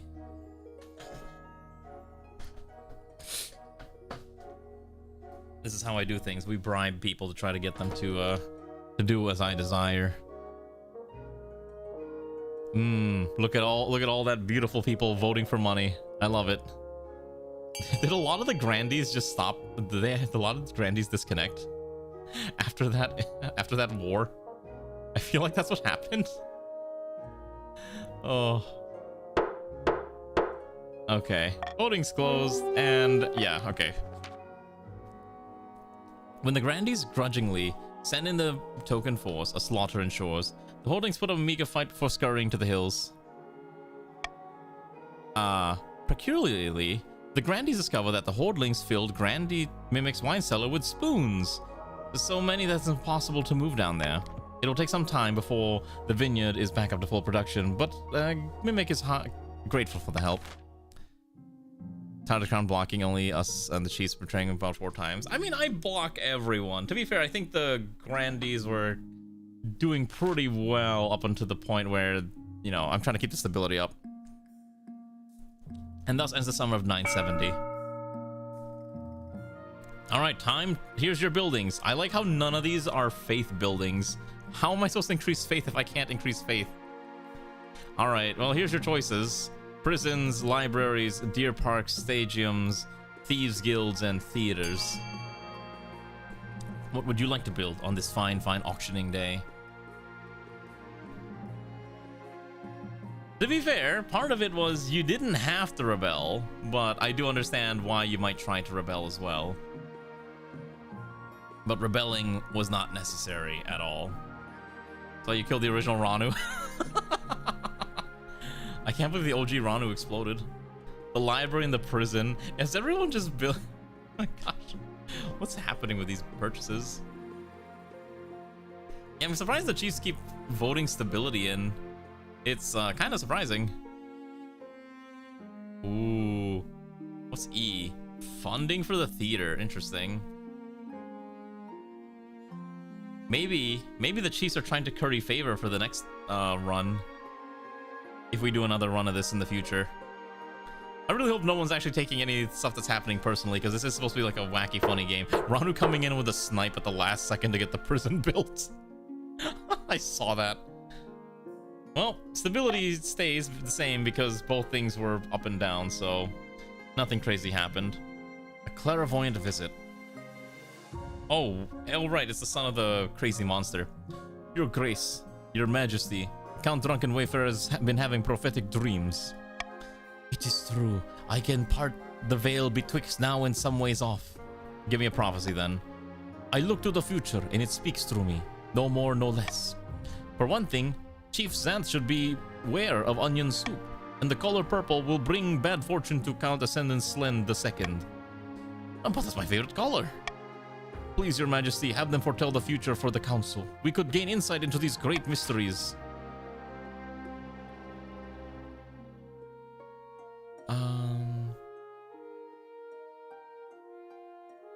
Let's see. Oh yeah, maybe it's the lore of the Northerners never forgave the South for that fight. We can pretend that's the lore. Okay. Begin the visions, throw this charlatan into the dungeon, or make Count Drunk Wayfarer an official council advisor. Well, I'll just let this happen. You have to remember, like, I'm also trying to make sure I can succeed by ensuring, what's it called? Stability stays up. Though maybe if I were to play this again, I might not take, I might not take Veto in the future, because Veto's super powerful, but I think it might be kind of not fun to just remove choices from other people. So that could be a thing as well. Maybe we just no longer use Veto. I'll try to get rid of it as soon as I can. Okay. Looks like it's gonna be A is the winning choice here.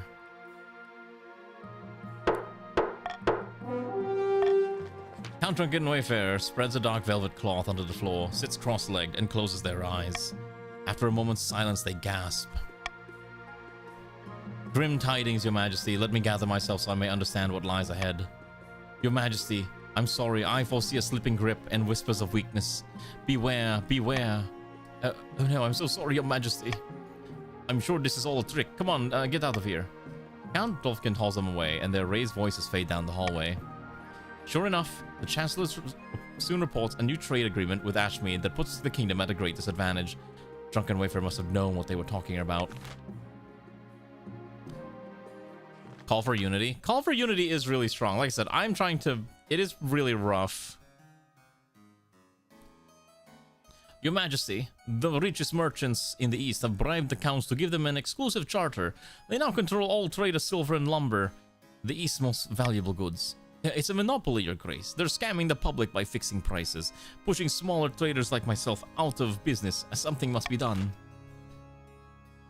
Well, if you want to try to fight for negative stability, here's your options. Declare the exclusive charter null and void. Demand the treasury get a taste of bribes. Monopoly, it sounds like good business. I do like that I like the treasury one getting some money. I will suggest that, hey, let the Monarch get some money and you too can get some money. For the treasury is empty and the coffers nearly run dry, and perhaps the coffers need a bit of money to help alleviate some of the financial pressures that we've been running into. You're siding with peace and stability. Sometimes it might just be better to help run this to the end faster, would it not? All right. Thank you for your contributions to my wealth fund. All right. You soon receive a generous anonymous donation from the address of one of the biggest companies in the East. In return, you allow them to keep the exclusive charter and everyone wins. Except for the merchant who came to complain to the council. He's been found dead in an alleyway. Probably a weird coincidence. Alright, let's do the last one here. A booming crop. Your Majesty, the yields from the southern farms are extraordinary. I've never seen the like. The peasants have even hybridized a new variety of wheat so dense that a single slice of bread sustains you for an entire day. Holy moly, that is some really calorie-dense bread. We must assemble a team from the university to study this new crop. It could benefit the entire kingdom. By the 9th, you cannot spread our secrets to just anyone. I'll have you know that our produce is very much in demand. We're just in the middle of securing a wheat trade agreement with Tavolin. These eggs heads could disrupt things terribly. Okay. Pay the grandees to accommodate the scholars. Prohibit the scholars and fast-track the Tavolin deal. Or claim the hybrid wheat for the kingdom and distribute widely. I don't particularly care which option you pick, so I will let you all decide what is the option that will be voted upon. I like how none of the options we've had have had anything to do with faith this entire time.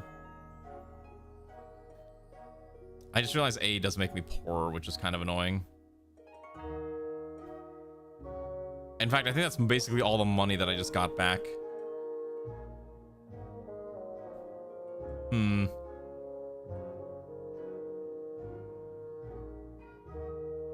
Interesting.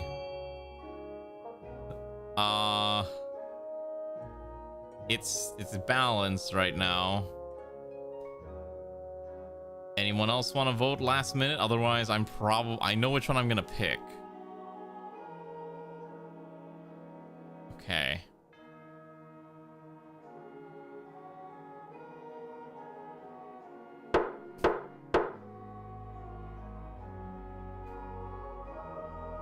Xanth would have voted for C. I don't want to lose money. Stability and defiance is fine. Peasants across the land start thinking that you invented the marvelous Dimitri's wheat that begins thriving throughout the kingdom, and you become known as Dimitri the Gardener.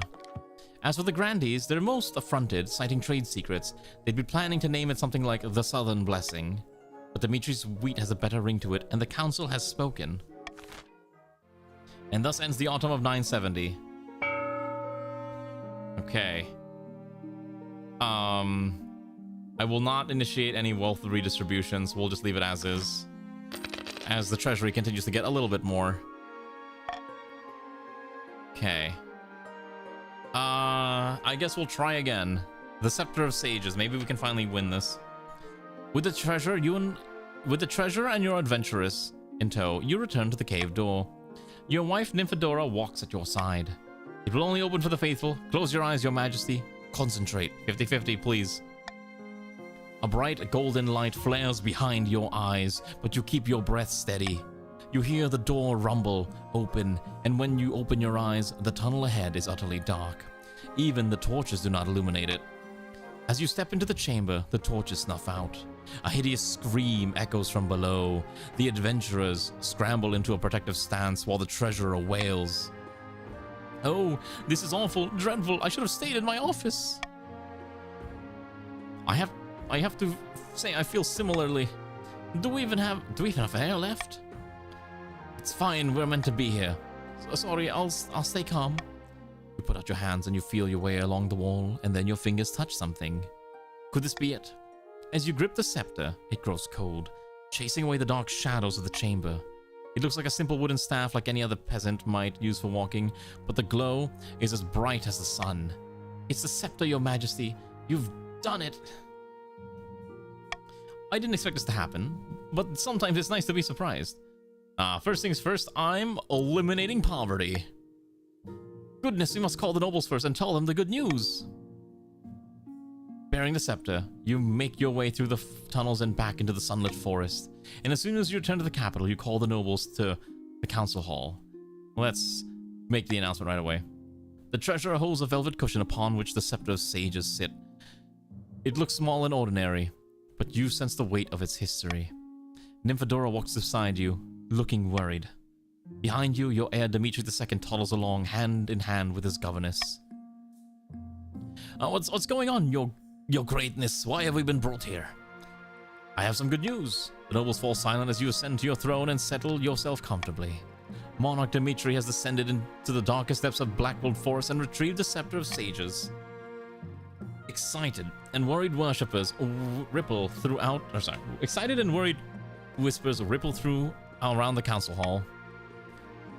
As the bearer of the scepter of sages, the monarch has sealed their destiny as Monarch Dimitri the Enlightened. How do we know it's real? It could be any old staff. You pick up the scepter. Alright, we might need to chill on the discussion that's going on in chat. The scepter begins to glow, bathing the council hall in warm golden light, and the nobles gasp and fall silent.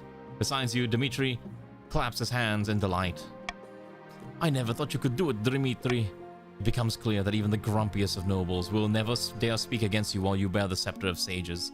Finally, you are secure in your kingdom and your throne. Your victory is here, but the future has only just begun. The monarch is victorious. The counts celebrated their victory, and Dimitri is venerated as a true hero of the East. But some whispered that the counts were losing control of their puppet as the monarch consolidated their power around their heir, Prince Dimitri. The grandees prayed and prayed for a miracle to place Xavier on his rightful place on the throne, but no miracle came. Unable to convince the peasants to act in time, the chief's scheme fizzled into irrelevancy. Perhaps next time they take matters into their own hands instead of hinging their plans on the whims of the common folk. Backed by the scepter's power, the monarch Dimitri's rule spanned another 15 years of peace and stability. A golden age of prosperity swept over the kingdom. In their will, the monarch instructed that the scepter be buried, to be claimed only by a worthy successor. Alright. So, the monarch won, the counts won as a side effect, but they weren't the true winners. The real winners was me, the king. So that's one way to think about it, and that's how I'm going to think about it. The opposer is the wealthiest noble, and Flatland was the poorest. And overall, the region is better off in the end. Stability is high, authority is a little low, but overall, not a bad run. I had fun with that. We don't win very often. Normally we explode, and as you can tell, we've died a lot in previous runs. Is it crazy that the counts have managed to somehow have multiple people claim the throne? Yeah, I do think it's a little silly that it's happened twice already. I have to think about if I want to play this again in the future, because I don't know. This is supposed to be a for fun thing. And I'm trying to keep it fun. I don't want it to be like a super serious thing. It is a little unbalanced, I would say. If I were to play this again, I'm probably just never gonna take Veto. Or if I take Veto, I'll swap it out after like the first 2 seasons. But this is supposed to be a fun, relaxing, you know, silly social game, but I think it started getting a lot more, I don't know how to describe it, like super serious, and I was not expecting it to be like super like that, and I get it. Why? It is competitive, and that's fine. I don't know how to get you to be able to choose who to join. I think we have to start a new kingdom essentially for you to be able to choose who to join. Otherwise, you just end up in the same one every time. That, you know, it's like a continuing kingdom. So But there's a lot of events that we didn't get a chance to see, which is the main reason we kind of stick around with the same kingdom. Otherwise, it's got to be a brand new save file. Yeah, but the problem with the true random every single time is that you lose a lot of that continuing legacy thing that is what makes the game very unique. So I know a lot of people were taking it seriously, and I know a lot of people were taking it fun. So yeah, this game is probably a lot better with like a huge amount of people. We usually get like maybe 20 to 30 nobles whenever we do this, which is great, but I also understand that people drop as soon as like maybe they know their faction's starting to lose, which definitely happened today, which is a little unfortunate because as you can tell towards the end, like only 2 people were voting while on the southerner side. So I mean it happens and I get it. Yeah, it is a little rough, so maybe I'm not gonna play this game for a few weeks. Well, let's let it cool off for a little bit, and then we'll I think we'll think about it a bit. Let's let the game cool off for a little bit, and then maybe we'll come back and try it again. Otherwise, you know, you're always free to join Discord where we talk about video games and other shenanigans stuff too. So if you don't remember, you have to remember last time too when we played this. 2 factions rebelled and I still beat the rebellion, but then I died like literally the next season because of the authority had cratered down to 0, or I think stability went down to 0 after the rebellion, and it was a very interesting, funny rebellion too.